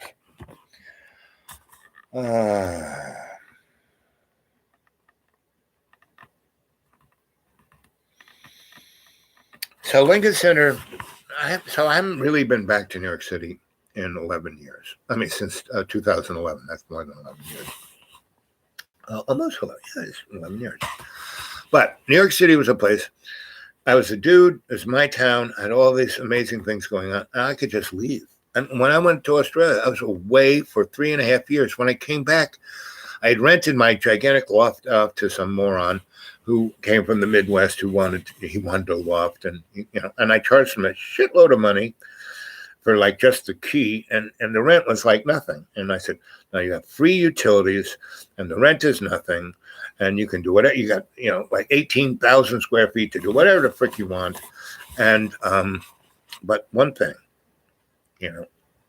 a utility company will plaster things all over the place saying, we know you're stealing, blah, blah, blah, because this place had been off the radar screen for so long that they had no idea where the electricity from their grid was going into the building and how it was. And that's why it was still a factory building, because all these cities have manufacturing. And the gendarmes and the powers that be couldn't get in. And couldn't figure out how to turn it off. They would turn it off if they could, but they couldn't. Anyway, so I said, there are these posters, and don't get scared by it. Just ignore them, because it says, turn yourself in and we'll be lenient with you. Well, what did this moron do? And he's like, oh, they're going to find me. Oh, and he turned himself in. And the Hasids nearly burned him alive because, it opened the building up to the powers that be. And anyway, when I came back, building's still there, different now. Things were all different, but it was on a Sunday, so or Saturday. It was on a Saturday, and I flew from all the way from Sydney, Australia, on the number one Australian Airlines, and I was on the diplomat. I was in the diplomatic section. Me and my wife were on the diplomatic section of the airplane, which was like they're treating us royalty. Amazing thing. And we went into America through LAX, right? We landed there, and they were having this amazing flight, better than a going flight. And anyway, we landed in LAX, and there's a baggage handler strike, and the place is a mess, and they can't put people on airplanes, and so a million people want to get on an airplane, but they can only put like maybe 1,000 an hour on the airplane, and there's gigantic lines and everything. Get off the airplane. It was the most amazing trip we ever took. And and it was like my wife became possessed. We came out, and there's all this craziness going on. No one, don't, even the guys in the airplane say, oh, well, it's going to be a problem. And basically what happens is we get at the end of the line, and the guy who's in front of us said, well, I've been here 18 hours and my wife, like us, she doesn't say anything. She just gets this aura of, if you fuck with me, I'll kill you, motherfucker. And she walks right, half a mile in front of everyone, pushes this guy who was next out of the way, like, boom, and he's just like, whoop, goes, stays left, and no one sees him again. And she goes, I want 2 tickets. I want one to San Francisco. I want one to New York. Leaving, like in an hour. And the woman goes, what?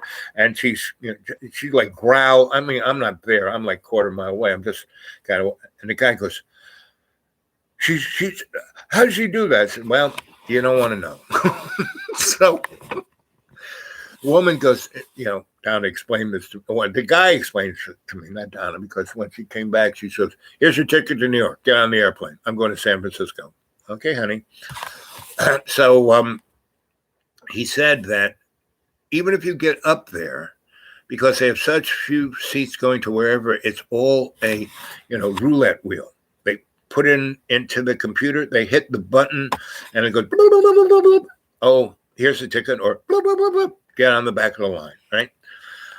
So she not only gets 1 ticket, she gets 2 tickets that way. That's like winning a lotto. And so her plane takes off first, like in 20 minutes. Mine takes off in 2 hours. So I kind of walk her to the gate. She becomes more her gentle, sweet self, and she's like cooing in my arms. I said, that was pretty amazing. How did you do it? I don't know. I just couldn't say, okay, don't go there. Just, okay, I understand. So I put her on the airplane. I turn around. I go to the other end of the airport where it's not as chaotic. And, I go into the bar lounge across from the gate, have a cheeseburger, some fries, have a beer or two, and watch the TV a little bit. And I have no luggage, no nothing. I have a little bag, my little go bag. So I have all my keys, my ID, my passport, all that kind of stuff. And some money. And, I gave her most of our money. And there's a whole story of how the Australian trip, but that takes forever, right? And and it's here, just the way to look at these shows is start at one end or the other. Go to the very beginning, start with the first one, and put your little cursor, your little mouse on that little red line with the dot, and you just kind of run the thing, red line across. And the little box will, all these things, right? And this will be a good exercise for you because shammanically it's being shown to you. And where you feel, I should stop there. You stop there and you watch that. If it's interesting, keep watching. If it's not, run your thing and go back once or twice. That will take you all of 3 minutes, right? Then go to the next one. Do the same thing, back and forth. Then, if you find one that's really interesting, it's like 6 hours long, you then, every one of these shows, you can load down on a thumb drive, on your hard drive, somewhere else. I totally left it open because, it's me. And, how it's going to, it's right there. And so no one can steal. I'm giving this away free to the universe, right? Because it's been given free to me. And I know this is all being paid forward. So on the backside, right? And so like last night, a couple of people who are producers of content, one's a recording studio and said, man, you got a great voice. You tell stories amazingly. I want to do this thing. And I would like John because his energy is interesting. I don't want him on the screen or on The Voice or anything. But I think, he comes from a well-to-do family. There's going to be needing some finance. All the things that I have, I can give you free. I have a recording studio that's free. Get here, you can use my studio. And he has like $1 million studio, like with $40,000 microphones that really make your voice sound like Frank Sinatra. And he's got the cutting edge everything. And when I told John, he said, I have a recording studio upstairs. I have S9 kind of microphones. They're $112. They're really good. And I said, John, I've known you 7 years. You've had your studio set up there. Have you ever recorded any music in those 7 years? No, but I got the equipment. I got the best drum set. And why don't you play music with other people? Because music is meant to be played with others. I mean, it's like a tribal thing. Well, I'm the best musician. There's nobody as good as me, so why should I play with anybody else? And so that is, again, the people's saint of truth. He is showing everyone, look, I am the mirror of you. Unless you are ready to be, co-creator with love, you are John Birmingham. That's it. And you are having the John Birmingham experience. You're having the John Birmingham, I just want to kill myself. My life sucks. I'm so terrible. God, help me, please. I'll say so many prayers. I just want to go to heaven. Right? Unless you are in it, not to win it, in it to be your best. And in co-creation with most spirit of all our relations. If you're not in it to be the we and me, you are a miserable piece of slime, right? Now, pretty much why the human race is still here is that 99.9% of everyone is the we and me a good deal of the time. They may not even know it, but they are, right? And that's why this ain't so bad, it's better than, there are consciousnesses that live in the sun, but we can't live there. Maybe if we go up the, consciousness ladder a bit, we might, but right now, not so much. So that's why we have to live in this Garden of Eden paradise sandbox of, learning how to be a spirit. Right?